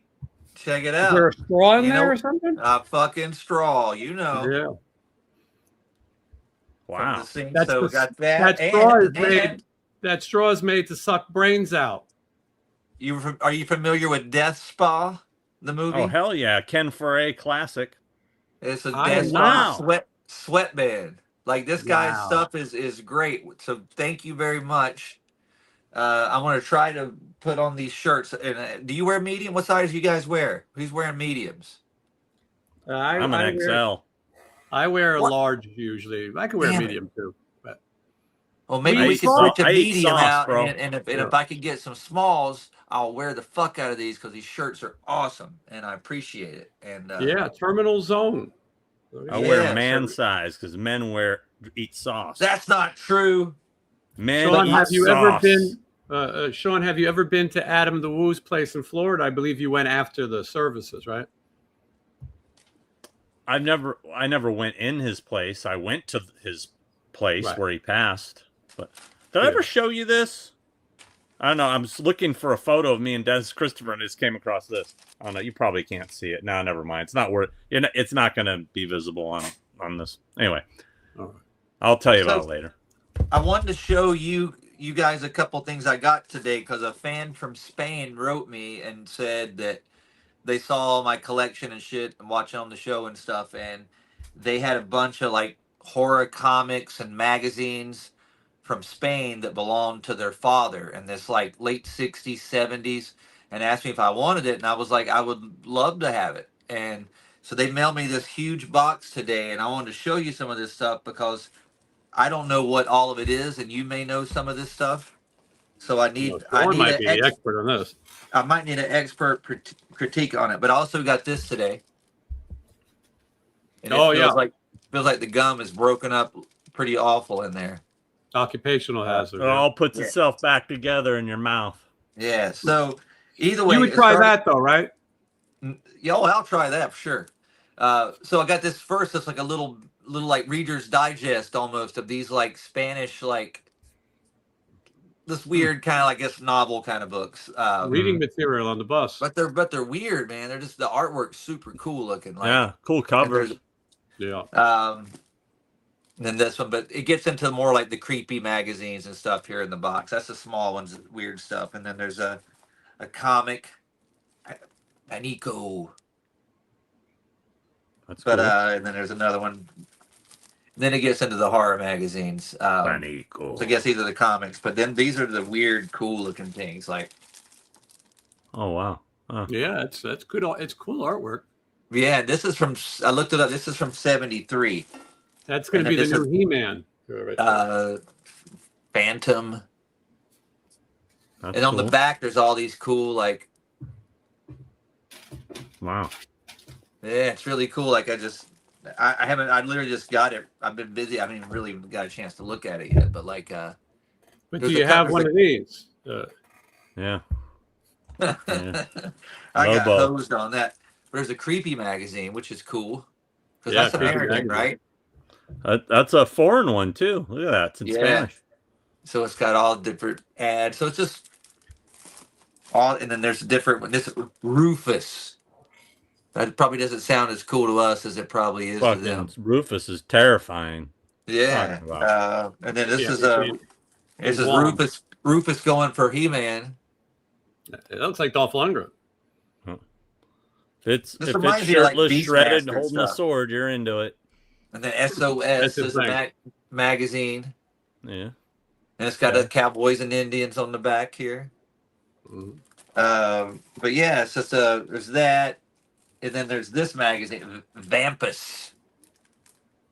That's cool too. And it's all Vampirilla stuff. So I don't know exactly what that is. And then you get Vampire Tales. And check this out. Is that a Mr. Carradine? Oh, definitely, yeah. I've never seen I that. found picture out they before. have Kung Fu trading cards. I've been waiting to do some card openings. I had no idea they made such a thing. So, Escalafrio.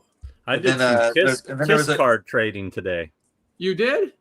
Yeah, there's the- that guy. There's a Dracula Liz. Either way, it's just a couple of cool things, but that's Those are mainly cool. the ones. And then Very cool. that was another one too. So it's just a bunch of cool stuff I get to look through later. And they wanted me to have their father's collection, and so that's thank rad. you. Very I will take care of these things and honor them well. So It went thank to you. a good home. It did. So I got this. I was like, it's a heavy ass box. What is that? Yeah, Sean, are you It was a Like- good day. What? tell me about Kiss, Sean. Cards. Oh, are you familiar with those kiss cards from what country is that? They're called Monty cards. They're these little ones. They're little ones I think I've seen it. I think they're from what the hell are they from? From God, somebody in the chat maybe. They're from forgot what country hell. Anyway, there was only 100 of them, but they're not numbered. But but there was 100 of them, and some guy posted that he was missing so many, a certain number to, I think maybe they're from Finland. No, I'm looking. Germany or some shit like that. I don't know. But They're I actually expensive, have I see that. very expensive. I have an empty box, which is the rarest things to get the Right. box. But I have some packets of them. But the thing that's interesting about them is they're open. They're like They're Swedish. I don't Swedish. Okay, I don't think they're ever sealed. Like they have an opening, and you pull. There's 3 cards per pack. Anyway, this guy said he had doubles, and if he's trying to complete his set, so I messaged him, said, "Hey, I don't have a complete set. Which ones are you missing?" He was only missing 2. Like he did enough deals, he was down to 2. And I said, "Well, I have the 2 that you're missing. And how many extras do you have?" He had 11. So we did a swap for the 2 for 11. So it was a pretty good deal for him. I mean, for me. But he didn't have to really give up anything, They were all doubles. I love But, stories like that. In the I just modern shipped day. it out today, yeah. So, I mean, now I need to complete my set. I think let's see, because I added 11. So that means I have 43. Wait, no, I'm short 43. I have 6 out of 11, so 79. So I'm short 21 cards to complete my set. It's pretty crazy. It's an expensive set from what I see. Have you seen these? This is a much later one. Do you have these, Yeah. Sean? Yeah, I don't have them, but I've seen. Do you want me to show you? Oh, you just looked it up. You know what they look like. I was going to say I could grab them to show you, but Yeah, this was something they made in 2001, a reunion lineup, 7 cards per pack. And there's supposed to be some exclusive 25 limited edition gold record cards. I mean, 25. I don't feel one. I don't feel one in here, but I got a bunch of cards to open. I'll grab a pack just to show the viewers. Yeah. Look at all the fun stuff. It's great to think that in the year 2026, we're still trading cards and getting toys and looking at. And it's nice that someone sent you the collection of their Father's Wednesday. Dude, it's because awesome. I mean, I got a bunch of stuff today. I got a new pop. I'm sure you probably have this. I'm not a pop guy, but I have that one. Yeah. It's just a cool looking package. So I got that today. This Sleeve Stack shirt I got today in the mail. Nice.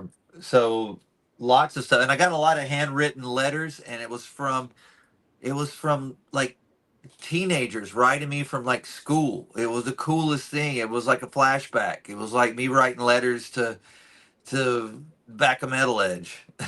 Wednesday, have you got anything yet that you went, what the fuck am I going to do with this? You don't have to say what it is. I mean, but is there No. anything you went, oh man? No, I mean, the guy Phil who brings me the coolest stuff in the world, he brings me stuff sometimes that I just go like, it's so cool. I go, what the fuck am I going to do with this giant sealed Rambo glass Rambo. 4x4 case? Like, where do I put that? Like, I still got it, of course. I just haven't displayed it. So those are the only things, but those are only minor problems. Yes. Someone asked if I met Mike Tyson. I met Mike Tyson many times here in Vegas. Always nice experiences. Wednesday, let's give a shout out to the young lady who's curing the homeless problem. Sean, I don't know. That's a cool Sean, story, this right? is an interesting story. Oh, hold on. Now it's only Gene on the cover. Wow, that's great. It. But look at how weird the cards are. They're tiny. They're like bizarre. Yeah, I think I've seen that before, but they're nice cards and cool pictures. Yeah, so this is like but the thing that's weird about them is all the photos are backwards. So it always looks like they're playing guitar left-handed. Interesting. Bizarre. Now, Wednesday, there's real quick, there's a young lady who invented solar power blankets. Is that what it is? Yeah, they're like heated blankets that run on solar power and a small battery or something like that. I'm not sure exactly.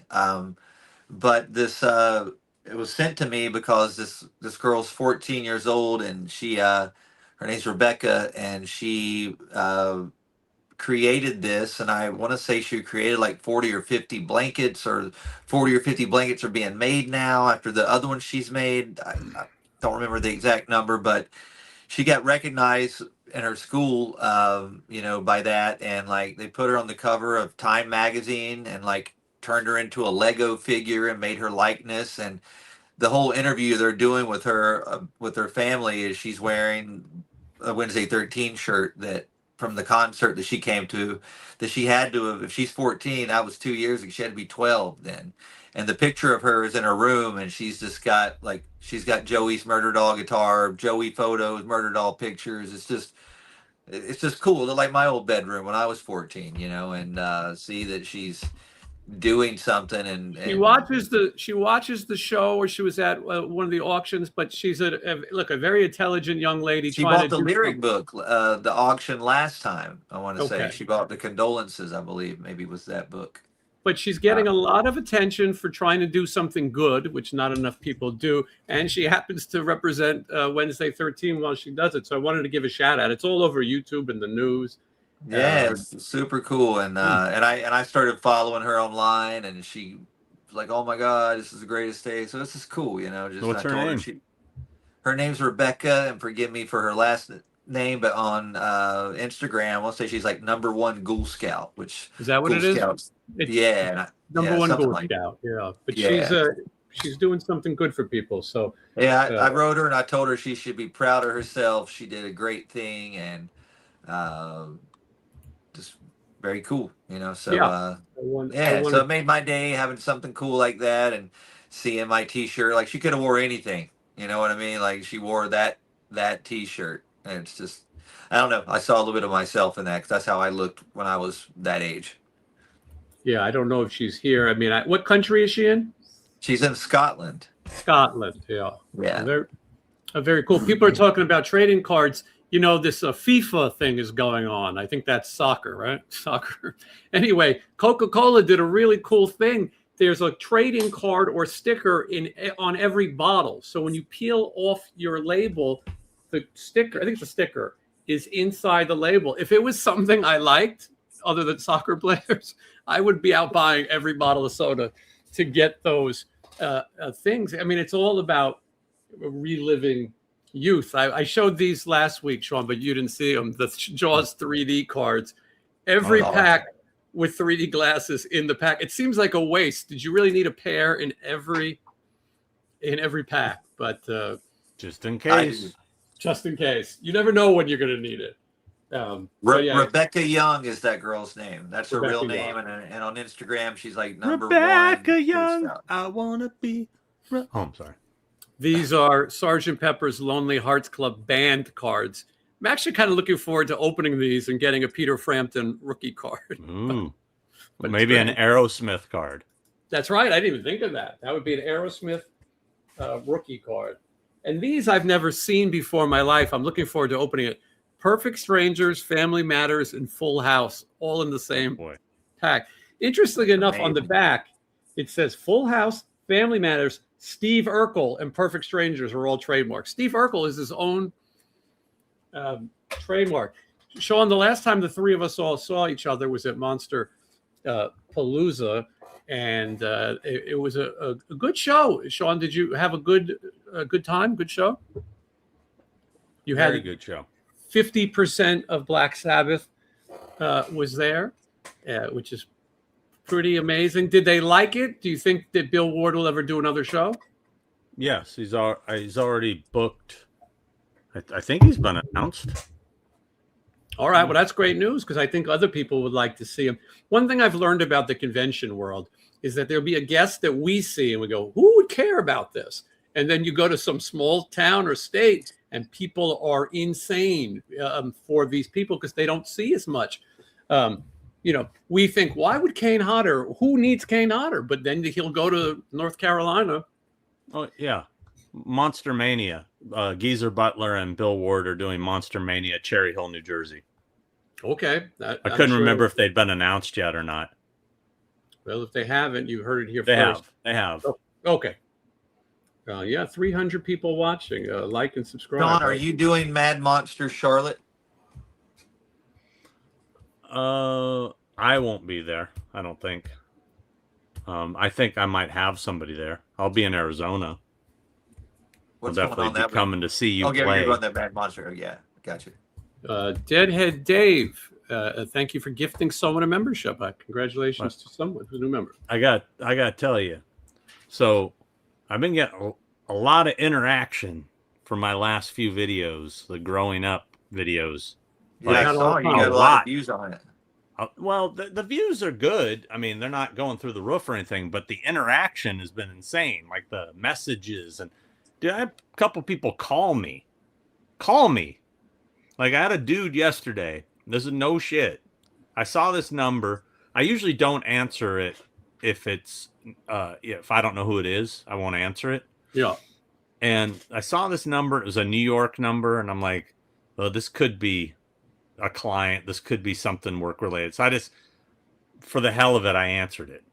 And it was this guy who basically just went on to tell me how much he enjoyed the videos and how much he could relate to them. And then he started to go on to talk to me about the guy who bullied me when I was a freshman in high school and how he wants to kick his ass for me. And I said, well, I appreciate that, but he's dead. So don't worry about it. Yeah, karma got him. But yeah, but you can still dig him up. And do it again. I know a song like that. I wrote those words. It was a bizarre conversation. I just kind of, I'm like, okay. Where did he get your phone number? Did you know this person? No. I mean, are you in the book? I don't think my phone number is that hard to get. I don't think anybody's phone numbers are that hard to get. Yeah, mine is. There's no Wednesday 13 in the white pages? Fuck no. But it's interesting that people aren't so passionate. You know, Sean, I said before we did the show, I said, I think that Sean's strong point is that he is who he is. He's genuine. You know, you could be a Hollywood sellout, Sean, at this point in your life. You know, I'm trying to be. You could be fake. Nobody will let me. They won't let you.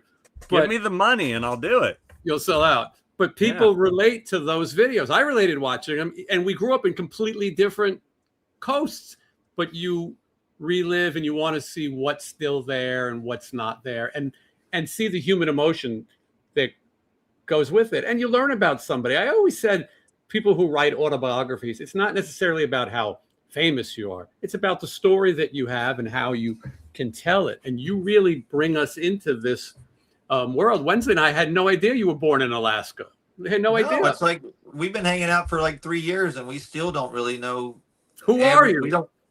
Yeah, we know each other from this and hanging out, but like and we're always when we're together, we're always in super cool situations, and there's celebrities and stuff, and we're not sitting around bored going, "Tell me how you grew up, Sean." It's Well, you never know, like that, you know. I've had two different friends from high school who are in the last video I put up. There are pictures of them in the video. They were friends of mine, and one of them called me, and the other one texted me, and they were both like seriously affected by the videos, like in a positive way. And the reason there's a lack of concern about my number is I do run a business where my number is public, because True. you have to be able to get a hold of me to, but anyway. What about your license plate number? Oh, I give that out. And my social security, I'll just give that out. No, but like the Um, license plate, do you have a vanity plate, or you just have a normal plate? I have a normal plate, but I've Anyone never could- understood that. Right. Who's going to go through what do you have to go through to get somebody's info from a license plate? I mean, that's not easy to look up, is it? No, you remember the Rebecca Schaefer murder, tragic, the actress from My Sister Sam. They said that the killer found her because he tracked her license plate. But that's insane. As you said, you can go on the internet and find any celebrity's address, anybody. You could literally go to any famous house right now. You don't need their license plate. I don't think the license plate gives away much information. All right, we were goofing around, and we were going to order license plates with funny names, and I was just curious about that. Yeah, you know what? I don't even like to put stickers on my car anymore, because I don't want anybody to recognize anything specific about the car. You know what I mean? Yeah, but I also kind of don't care. Nobody's looking at me and thinking that. But the story about Michelle shaking her head going, you have no idea. The story about Adam Wu was that he has the foot in his car. And the story was that he would take it off when he parked and put it in the glove box so people wouldn't identify his car. Because someone could key your car if they don't like you or they're a jealous YouTuber. I will tell you that Scotty Griffin, who I played with in a band called Cincinnati Rejects, and he was in LA Guns, he was such a Kiss fan that his license plate was Charisma, a great song off Dynasty. And Johnny Monaco has a vanity plate. It's something like Johnny Monaco. I'm surprised his tires don't get flattened. Some kind of Monaco. Yeah, I think it's Monaco. But I got a real deep text message from one of the dudes from high school that like basically went on to the I'll probably share it in the next video. It was pretty emotional. Like it actually like choked me up reading it. Like saying like he didn't know what I was going through personally, and you were always so funny and we're always there to make us laugh, but we didn't know what you were going through. And it was just like, wow, fuck, man. Now you're making me tear up here. You had no idea you were opening this can of worms in your life, because when you started, it was something fun for you to do. I don't think you were even planning on doing this many, were you? No, I thought I would just do the first one and see how it felt afterwards. And the first one blew up. For whatever reason, the first one went nuts as far as views. And then the next two were about half. But so many people going, can't wait for the next one. But the algorithm on YouTube sucks, It's insane. People are finding them out of order. People, I watched your part 3. It was so amazing. I went back and watched the other 2, and I'm boring fucking Wednesdays yawning here. I was like, what is he doing? I've had a long day today. It's been nonstop. Let's see what he's doing. By the He's way, wearing X-ray specs. Have to change subject here. Watched a lot of movies in the last 2 weeks, and I took Wednesday's recommendation, even though he didn't like The Mummy, made me worried about him. I watched Faces of Death. Yeah, Okay. It's not bad. Not bad, right? Didn't think it was amazing, but I thought it was pretty good. I thought the guy did a good job. I liked the idea of what they did, It was cool to hear the narration from the original. I thought that was cool, and the soundtrack made it good soundtrack. Yeah, and it was quick. The soundtrack was great. It reminded me of Henry because I watched Henry earlier that day, and it had some Henry vibes. So it was cool. It was quick, and I liked it. But I've heard nothing about it. Well, yeah, I think. Yeah, I don't think it's one of those ones that probably will, when streaming hits, I think people will catch on to it. Same like The Mummy. I think when people are like, let's see what this is about, and they go, oh, this ain't a mummy movie. This is actually kind of cool. Whatever, Yeah, you know. and I'm sure I'll end up watching it. It was just one of those days. I'm still getting used to going back to movies and staying up When you late. don't want to wake up and Mhm. everything Mhm. sucks. Oh. I'm trying to find movies that I'd like to see. When I saw the Masters Universe, I looked at the trailers and I shook my head in disbelief at most of the movies that were coming up. We went over a lot of the summer movies, but I am tempted to see that He-Man movie again. There was something too. about it that I was entertained and forgot real life, and it definitely brought me back to being a kid more than I expected. And like some of those little hidden things are meant for people of our age. I mean, maybe if kids got it too. I've been putting off The Mandalorian. I just can't get excited. I feel like it's a TV show. I'll watch it on TV. I don't know. Yeah, I'm meaning to try. Every time I try to go see it, something, I want to see it, but I wanted to see it on IMAX, but it didn't last on IMAX very long. Is that, I saw He-Man on IMAX the second time, and I didn't notice any difference. his abs were bigger. It was just, I did a rant on the last show where I got angry that Scary Movie is number 1 at the box office. I have zero interest in seeing that. Same. Yeah, I mean, part 7. There's nothing about it that's going to be funny to us. And then I heard that they had to remove a lot of things from the movie because they were political, and the movie company didn't want jokes about a certain person, and that's just all bullshit. I don't know. This is not true. Okay. I have not a problem. All right. You can do any jokes, many jokes, all the jokes. Okay. Everybody's doing them. I have such a thick skin.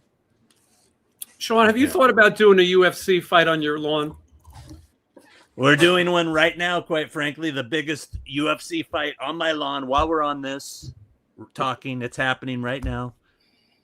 That's North Carolina shit. That was interesting.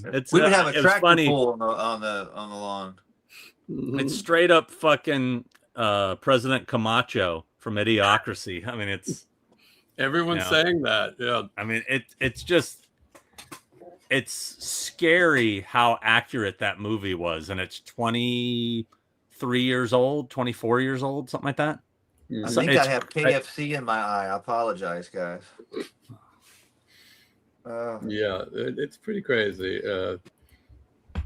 I don't even know what to say. I've heard a lot of people calling it the white trash house, but I don't know. Yeah, it was. I mean, I actually enjoy a good UFC fight. I don't really like the culture of it. I don't like the bro culture.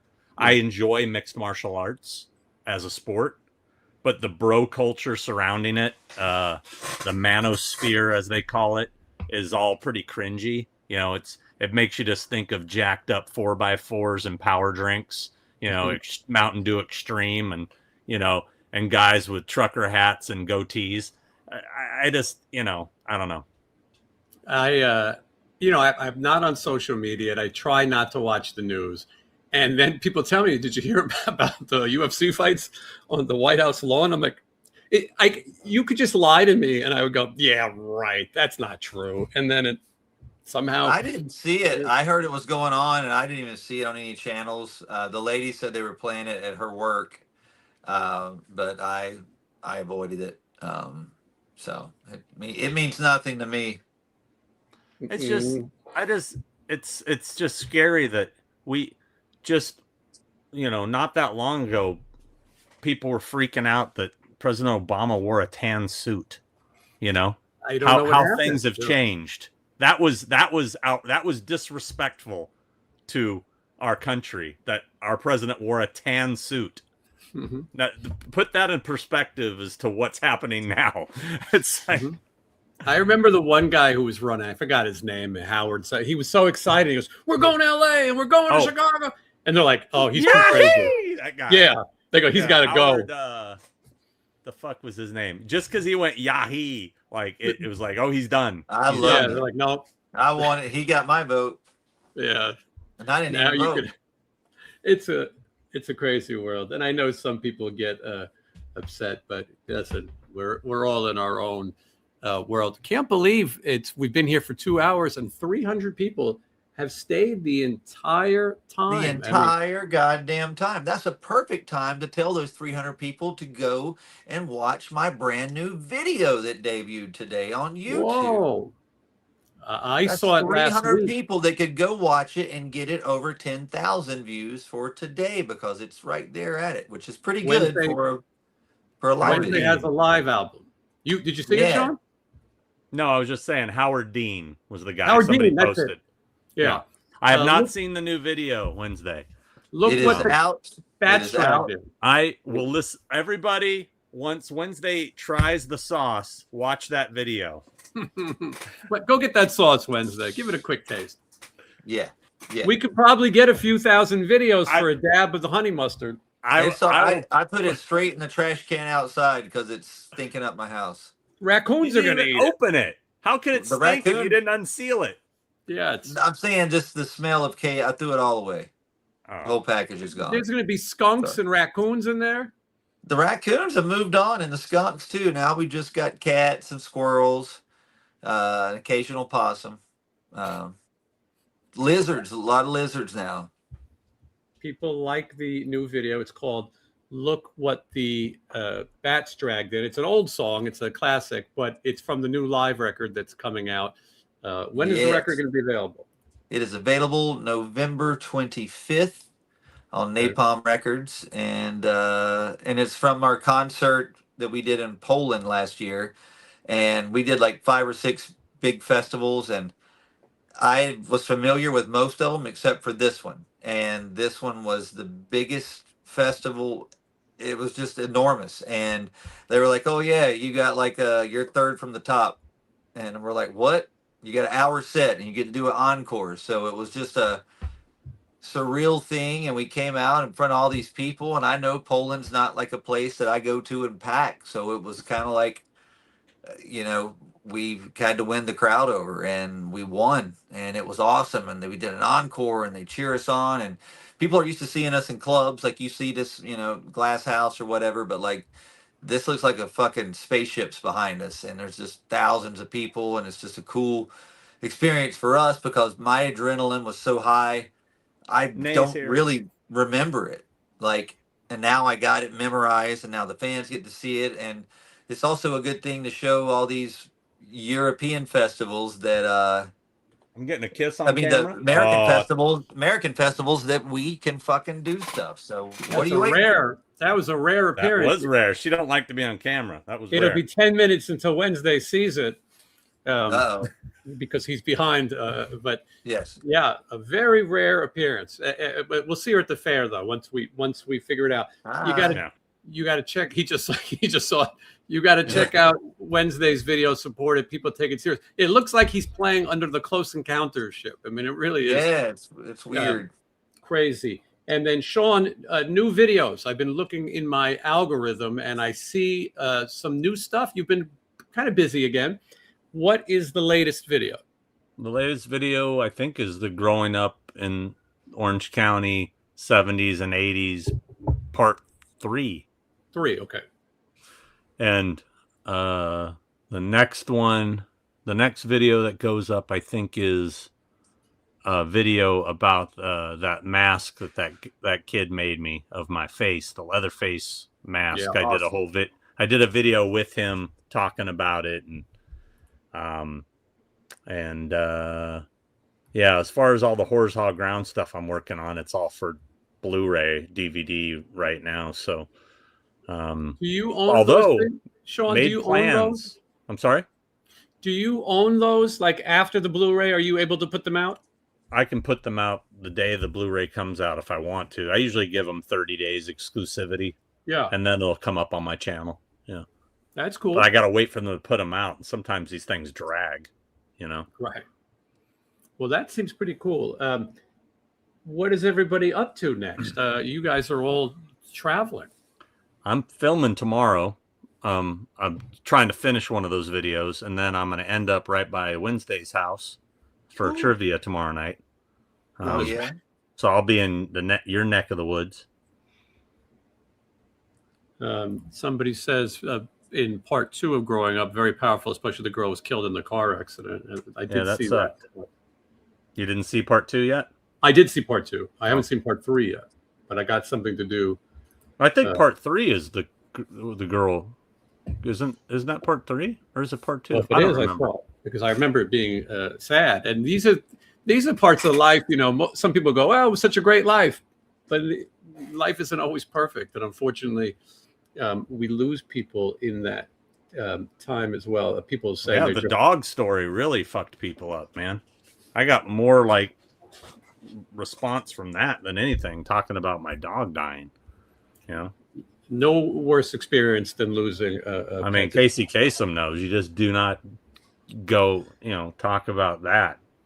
A goddamn up-tempo number coming out of somebody's dog dying. Yeah. You guys don't know what that is. You're missing out. Deep cut. Mm-hmm. Sean, why did Disclosure Day suck? That's a good question. Wednesday was going to go see it, and the last second he changed his mind. Because I knew it was going to suck, and I wasn't going to fall asleep during it, and hate it. You would have even more. fallen asleep during this one. I know. It's Gilby Clark. No, you're thinking. Yeah, I was going to say Izzy Stradlin, not Gilby Clark. The real guy. But oh Jesus, I've been trying to get a hold of this guy. I got to take this call. I've been trying to call this guy for 4 days. I'm probably going to say goodbye now. Okay. Well, all right. We'll plug Later, your channel. All right. I'll finish Sean's conversation. Wednesday will cover. All right. What was the question? Do you think if I keep it on, we can still listen to his conversation? Yeah. Just listen to him. He's like, yeah, bring it in. Bring it all in. We'll cook it up in my garage. They'll never know. What do you think that is? Oh, it looks like it's Empire Records between his chair there. You see it? Yeah, I think so. It looks like Liv Tyler, and then I can't tell what that is to the left of it. Oh, let's keep spying. Yeah. Get in there. Is that the dinosaur from Land of the Lost? That is what's behind him, yes. Yeah. What is that thing's name? It's a there's Grumpy, and then there's the Dopey. They got a Dopey one, I believe. What do you think he just did? You think he muted us? I doubt it. I don't know. Well, he came back. You didn't get there yet. No. I think he turned his volume down. I don't think he minds that we're inspecting. And I see Michael Myers, but what is to the immediate right of Michael Myers? Looks like a gorilla. Could that be a gorilla? I don't know. I'm not seeing all of that. I can't. Oh, I think it's is it a Planet of the Apes? Maybe. I feel like it's got to be. And then to the left is a Freddy glove. I can recognize Freddy glove, and then there's Pumpkinhead or something. What is it? Trick or Treat dudes over there on the far left. That's what it is. Trick or Treat. Yeah. Which I finally watched that movie and I liked it a lot. So I'm glad fun. I waited. I don't think it's the best, but I think it has cool imagery and stuff. The character's kind of cool. I think it's like a October only movie. I think so too. Put it on the week of Halloween Day, and watch it. It's fun. But yeah, I liked it. I can't tell what's on the bottom. It's good. It's good. I think maybe that's the Mad Monster Party Boris Karloff character. I could be wrong. I don't know. Hold on. Let's get a better look at Sean's stuff. Give me a second. All right. You gonna blow it up? Yeah. I can't tell. And I definitely don't know what's next to that. Can you tell, Wednesday? What are we looking at? On the right now. It looks like a phantasm ball, maybe, right? Yes, that's a phantasm ball. An orb or a sphere? That's definitely the phantasm ball. And I think that thing up there may not be a Planet of the Apes. That could be like a goat head thing or something. Oh. I'm not sure. He'll tell us. If he'd ever get off the phone, we got company. It's rude. I see a picture with Kiss, group photo with Kiss. It's on the left. Yes. And I see Pazuzu. Right, Pazuzu. I missed that. I got that one. I don't know what that monster thing is. And I can't identify the record next to Empire Record. I thought it was Judas Priest, but I don't think it is. Oh, it's Slipknot. Oh, that's why I don't know it. See? It looks like it might be Slipknot. Upside Down, maybe. I don't know. It looks like their album cover or one of their album covers, if I recall. Well, that would be your. I'm not sure. That Yeah. would be your category. Is Sean coming back on? Well, he said goodbye, but Yeah, I think he was waiting to see if we were cutting him off. So. Well, he did Yeah. come back. I think he turned the audio down. You know, it's a shame that he didn't name drop who he was talking to. I bet you it was a very powerful person. Probably could have been David Carradine, Michael Hutchinson, or somebody. Could have been. Well, that's true. Could have been the president of the United States saying, "I heard the impression." Could have been the presidents of the United States of America Yes. talking about Lump sat alone in a parking lot. And Peaches. Yeah. Peaches. It's a good song. That's a good band. They were weird and stupid. 2-string bass. I like it. I On the guitar, right? Yeah, I once said, most bass players really only need 2 strings. You really only need the E and the A. The rest is The guy in DAD's got it figured out. What does he do? Have you seen his basses? I don't remember. No, Oh I just my remember the God. helmet that shot the flames. Yeah, but he has 2-string basses, everything custom, and he has a bass that the body is the headstock, and the headstock is the body. I'm gonna And have to look it up. You got to look it up, dude. It's insane. And then he's got a rocket bass that he plays. It's one of the most ridiculous things that I've ever seen, and I want to see them live. I hope we'll get to see them someday. Maybe on that cruise, but yeah, the majority of songs are played on the E string and then a little bit on the A string. These 2 strings very rarely came. I had to learn Holiday in Cambodia, and that guy, Klaus Floride, he's a good bass player, and he was playing sort of octaves with an open string, and we also played. Your buddy's band played it. And Orgy played it. No, not that one. Spin Me Right Round Like a Record. Yeah. That also has some octaves in it. But for the most part, 2 strings would be That's be all better. you need. That's all you need. We've made TVs lightweight, flat screen TVs and things. How come we can't do that about a bass? This amp right here is nothing. I could carry that thing down the stairs, and it's got a lot of watts. That's like 100 watts or something. Weighs nothing. But yet that bass. Let's check in with Sean. Hold on. Let's all be very quiet and listen and see if we can hear his conversation. No, he left the room. He's probably in his garage. Yeah, I think he muted us. Pacing. If he really wasn't planning on coming back, though, you think he would have left the... Maybe he didn't think about it. You think maybe it was that important? Yeah, I don't think he thought about it because he's on his computer. I don't know. Maybe it was Menachem Golem. He could have. You know, you don't get to say that name awful a lot. Yorm Globus. Yeah. Yeah, let's see here. People say they like my bass. That bass is the only punk rock bass. It has to be Olympic white. That's the color. And then the Sid Vicious one, at least, is the dark fretboard. I got the same style bass, just opposite colors, black with white pick guard. And that's if you have the wood color neck, that's the Dee Dee Ramone one. You really can't go wrong. It's as long as you have it is. Yeah, it's awesome. It's a LTD one that I got when I had to deal with them, and it's fucking awesome. I was just talking to my friend about them the other day. Yeah, that's cool. Let's check it on Sean. Yeah, the PJ configuration. That's the cool part of those pickups and good basses. Let's see. I'm just taking a look here. Yeah, be very quiet. We're hunting rabbits. Hunting rabbits. I think Sean might think he ended. I don't know. Sean's pretty sharp. I think he said he was done. He'll probably come back on if he's not still there. He did say he wanted to come back on. He did say he was done, but then I think he heard us yapping, and then he came back. He probably wanted us to shut up. He's like, God, those guys are listening to me. And I think he then turned his volume down so that, because he's probably talking to, like W.C. Fields, like, what's on that record, see? Hey, kid, what do you say? I've been waiting for you to call me 5 or 6 days. What's going on? Hey. You're bugging me. Yeah, you're bugging me now. What's going on? Hey, Bugsy. Yeah, and or it could just be some random person who got his number that apparently is everywhere. It could be. You want to give your Life number is out? like a box of chocolates. Let's see here. I got Nikki six base and it felt very light. Well, there could be a reason for that. For that. I had the Nikki Six Gibson bass when I first went up to Iowa to play with Joey as a bass player, and it was awesome. Didn't he give it to you? Is that the story?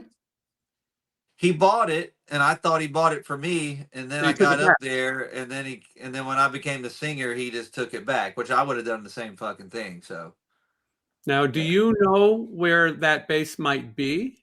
I'm sure the sisters have everything. They would probably give it to you. Yeah, probably. Who Maybe. knows?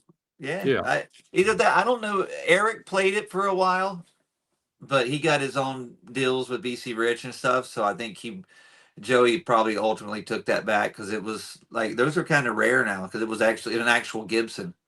Mm-hmm.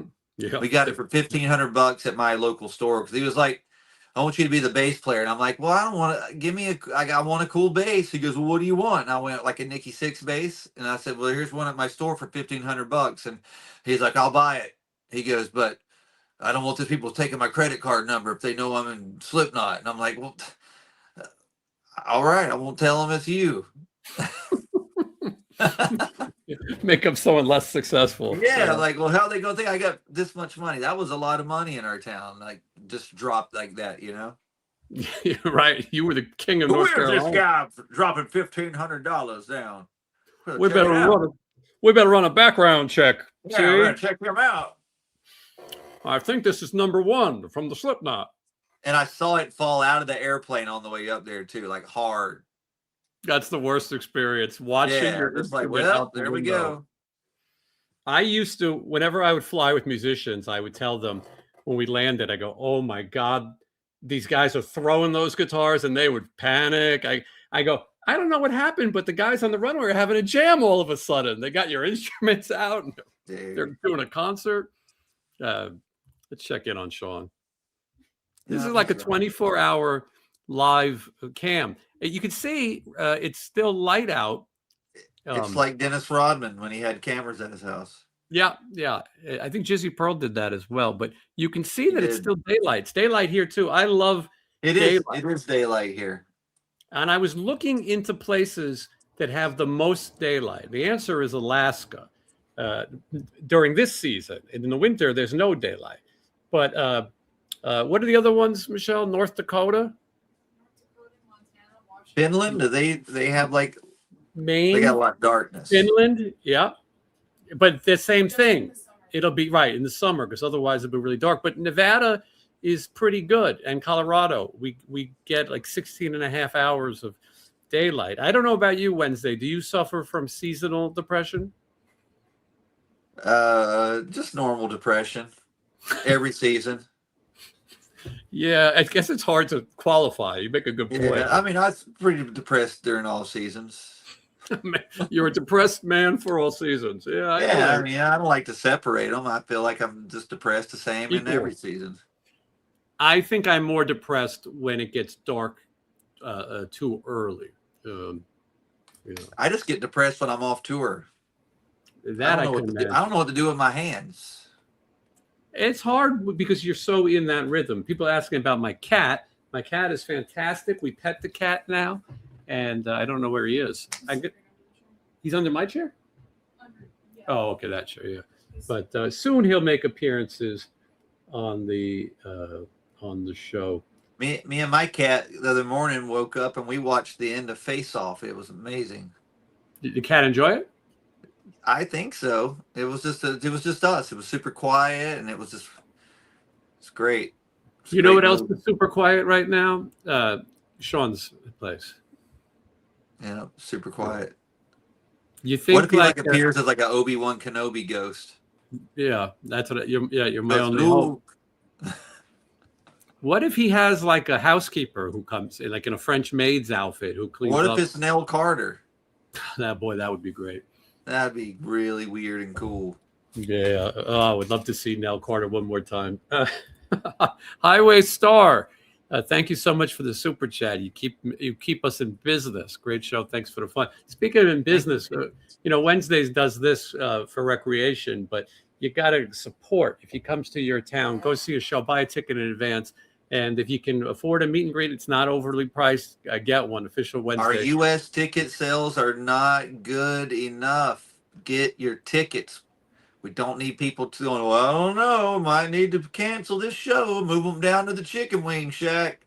Yeah, I know somebody who has worse ticket sales, but I understand what you're saying. You gotta move. It's always like this. I know it's a lot of shit going on. The festival season, gas prices are up the wazoo. But if you can't afford to get tickets in advance, do it. Hey, he's back. You guys still going? Jesus, that's what we do, Sean. That's what we do. We were trying to identify everything that's behind you.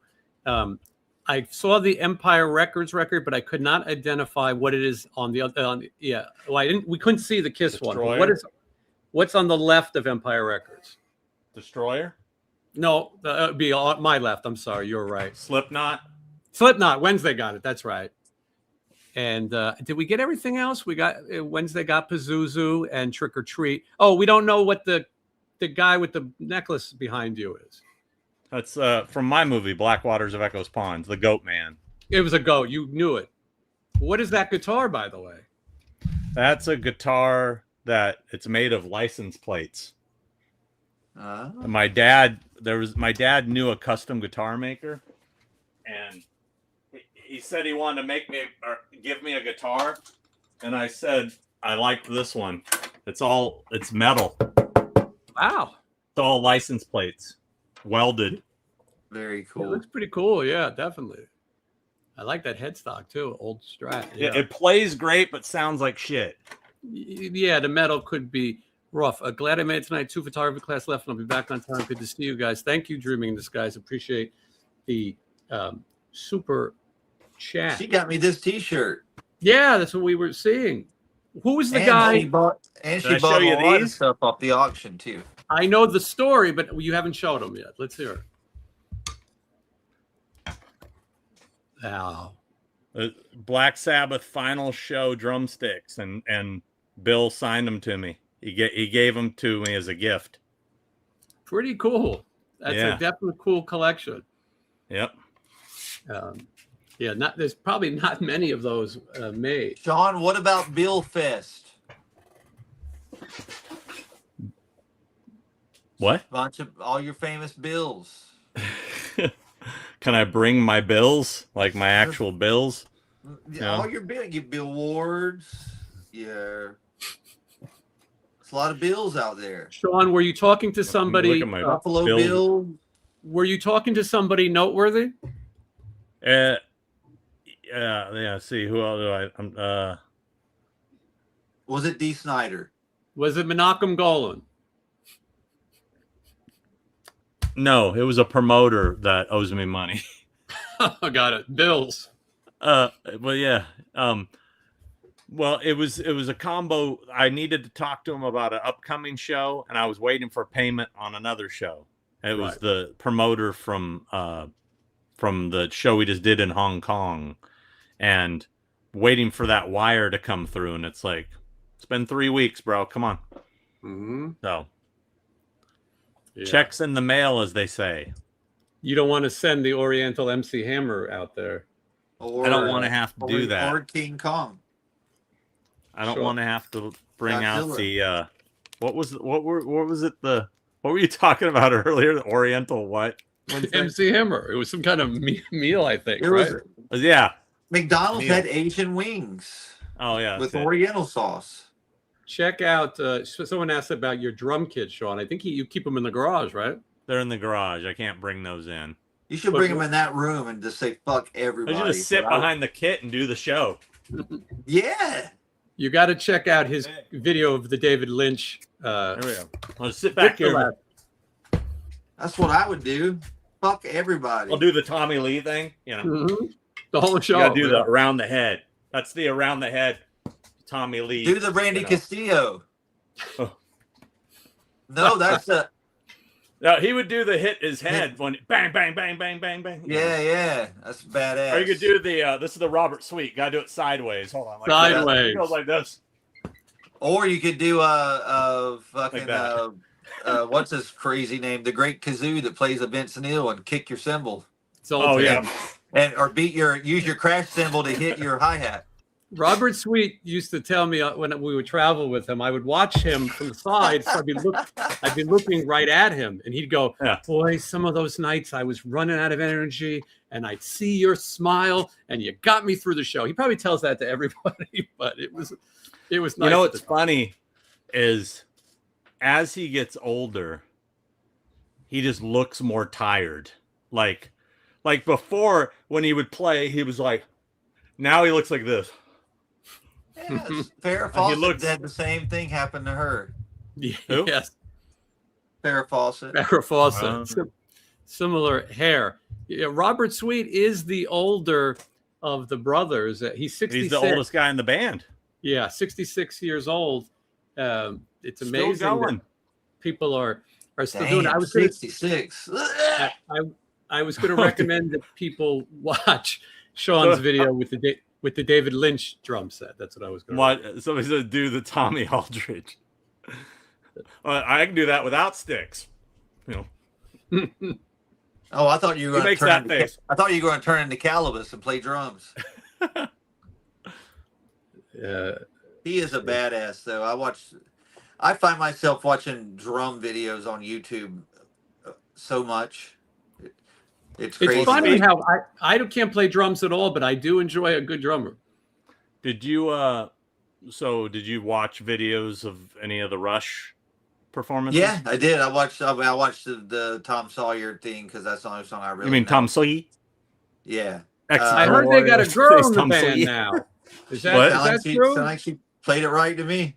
They got a girl now, right? Yep, yeah. Girls can do stuff now. They can vote. It's crazy.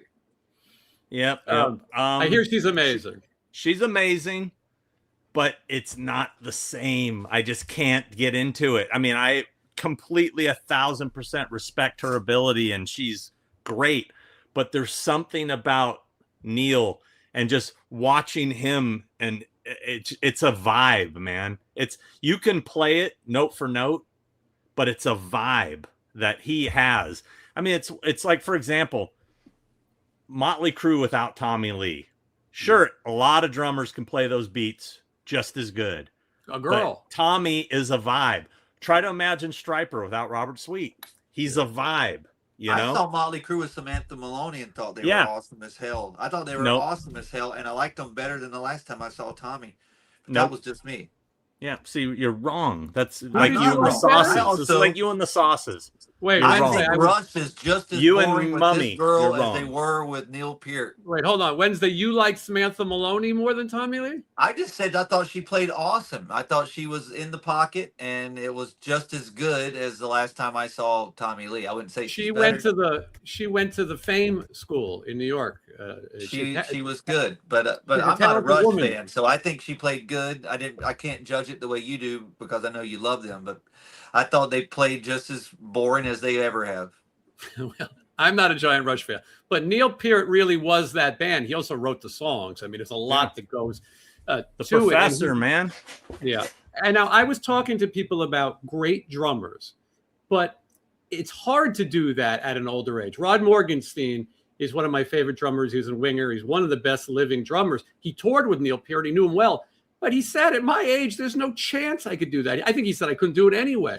And all these great drummers that we think of, to fill in for Neil Peart is a very difficult thing. And it's smart that they went with an unknown. Of course, there's going to be people who criticize them using a woman, which is ridiculous. He's way better looking than Neil Peart. Much better looking. I mean, a lot. Thought he was pretty handsome.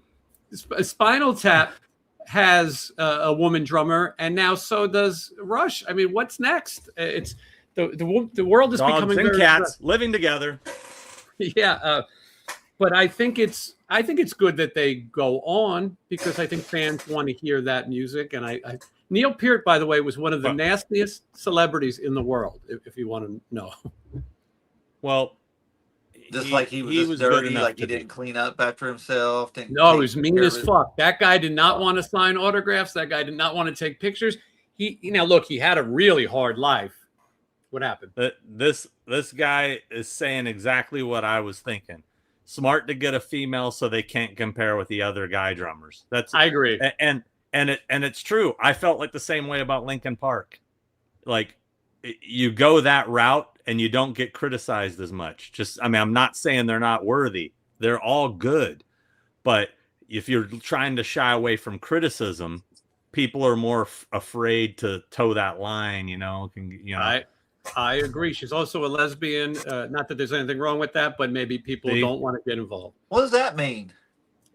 And I don't mean the woman for Rush. I think she's a married woman. I'm talking about the girl who's in Linkin Park. Let's get back to Rush for a second here, though. Yeah. Let's talk about Getty's voice. Really struggling. Like I think it's not worth pulling this all. It's worth it. I'm sure they're making money, but I decided to stay home. I saw Rush with Neil. I'm good. I can't imagine seeing them again. You know what I'm saying? Dr. Paul Shortino, he has a great question. Is the drummer the first female to be at a Rush show? Very good question. No, there was a caterer once. Neil Peart hates signing autographs because it's a bunch of dudes. Let me tell a Neil Peart story. It's a secondhand story, but a friend of mine waited outside a hotel to meet Rush, and Neil Peart was saying, "No, I'm not interested. No way." And then he went, "All right," and the person had a record, and he handed him a black Sharpie. I'm going back to an 80s story. And he said, he took the Sharpie and he threw it. I think he might have thrown it at the person. And he said, "I don't use tree trunks to play the drums, and I don't sign autographs with Sharpies." And he took out a ballpoint pen and signed that record. Wow. But yeah, I'll never forget that one. But he was known to stay at separate hotels. He was known to travel on his bike. When they sold a meet and greet, he wasn't in it. And, he had a real tragic life with his family. You could see this in documentaries. And he just chose to be on the outside. The people who said he was great are people who didn't know him, because he would go to like local diners while driving on his bike and hang out with people. He was into that. He was a little bit, he liked his privacy, man. His uncle had a country place no one knows about, It's crazy. Yeah. But it is a huge story. And look, for people, I get where Sean's coming from. If I saw it, maybe it's time to leave it on the best memories. But if you've never seen them and you like those songs, Eddie Trunk and Sebastian Bach are arm in arm singing Kumbaya every night. They love it. So let's see here. Yes, the woman in Linkin Park might be a Scientologist. She was in a band called Dead Sarah. I worked on an event that they were at. They were a pretty good band. And I don't know, but I do think there's a little less pressure. I'm thinking that next time they should maybe get somebody who has no legs as well. Because it's like, they've got no legs. Yeah. If they got somebody like that you definitely couldn't criticize, or maybe a Down syndrome person. Like I've seen some good Down syndrome drum videos recently. Mm-hmm. Yeah, I think that would make it more politically correct. But Neil Peart lost his wife, and also you're opening the door to a whole new audience. That's guys, for sure. I hate to be like Sean, but I have to take a call too because I'm going to miss it. Do you want to just leave it on so we can listen to your call too? All right, we better wrap. I'll turn mine off. All right, I got to use my phone to talk. So. All right. Well, we'll wrap it up. We talked for 2 hours and 38 minutes. I think that's a good. It's a good time. A good. I love talking. I just got to take this call because Sean said goodbye twice on this episode. All right. Yeah. Hopefully we can do this again next week. We learned a lot. Check out Horror's Hallowed Grounds Malfunction on YouTube and check out all his cool location videos. There's a lot of new people watching, so if you haven't seen Sean's stuff, go back, subscribe. He's got a great channel. Hello, new people. By the way, real quick, since this is kind of the audience, the 80s metal crowd here, this Saturday night is the Peter Wabbit Memorial Show for the lead singer of Witch, who passed away. They're doing a Witch set with Betsy from Bitch singing on vocals. Don't tell Lita Ford. Yeah, she won't be there. But you dare bring that girl's name up in front of my husband. yeah. So, you know what? Somebody might have said his name in front of him. That's why they're not together anymore. Could have But been. It's at a place called Stages in Santa Ana, California. What? Will you be there? You know, I'm on the fence because Get in off my that fence. it's You're it gonna kind of hurt goes back to yourself. what I was just saying before. I mean, it's not You Witch saw it. without Peter. And I also feel like it's going to be a sad occasion because not only is it about somebody who passed, but it's also probably going to be the final performance of this band ever, you know? It will be. Maybe you want to be part of it. Well, if anyone's I don't out know. in Santa Ana, you might have a chance. Wednesday My definitely friend- won't be there. My friend from high school, I used to go see them with all the time, lives in New Jersey now. So he won't be there. So it's kind of like, do I roll solo? I don't know. Yeah. I went solo. Yeah, it worked for you. Official Well, Wednesday13.com debatable. to 10 see albums in, I'm still solo. to see all his solo work and people saying we should do this more often, blah blah blah. All right, it was a lot of fun. I know when I was a young man listening to Howard Stern, I wanted him to talk for 5, 6 hours. I didn't want the show to end because I didn't want to face reality. Oh, I like. did he just compare himself to Howard Stern? Am I the only one who heard that? No, I'm Is kidding. that bad? It's not bad. It's Nowadays, people hate Howard Stern. But anyway. All right. Thank you all for watching. And on my video with Dana Plato on Friday, it's going to be an interesting I one. love Play-Doh. Oh, she was my favorite porn star. Hey. Mine too.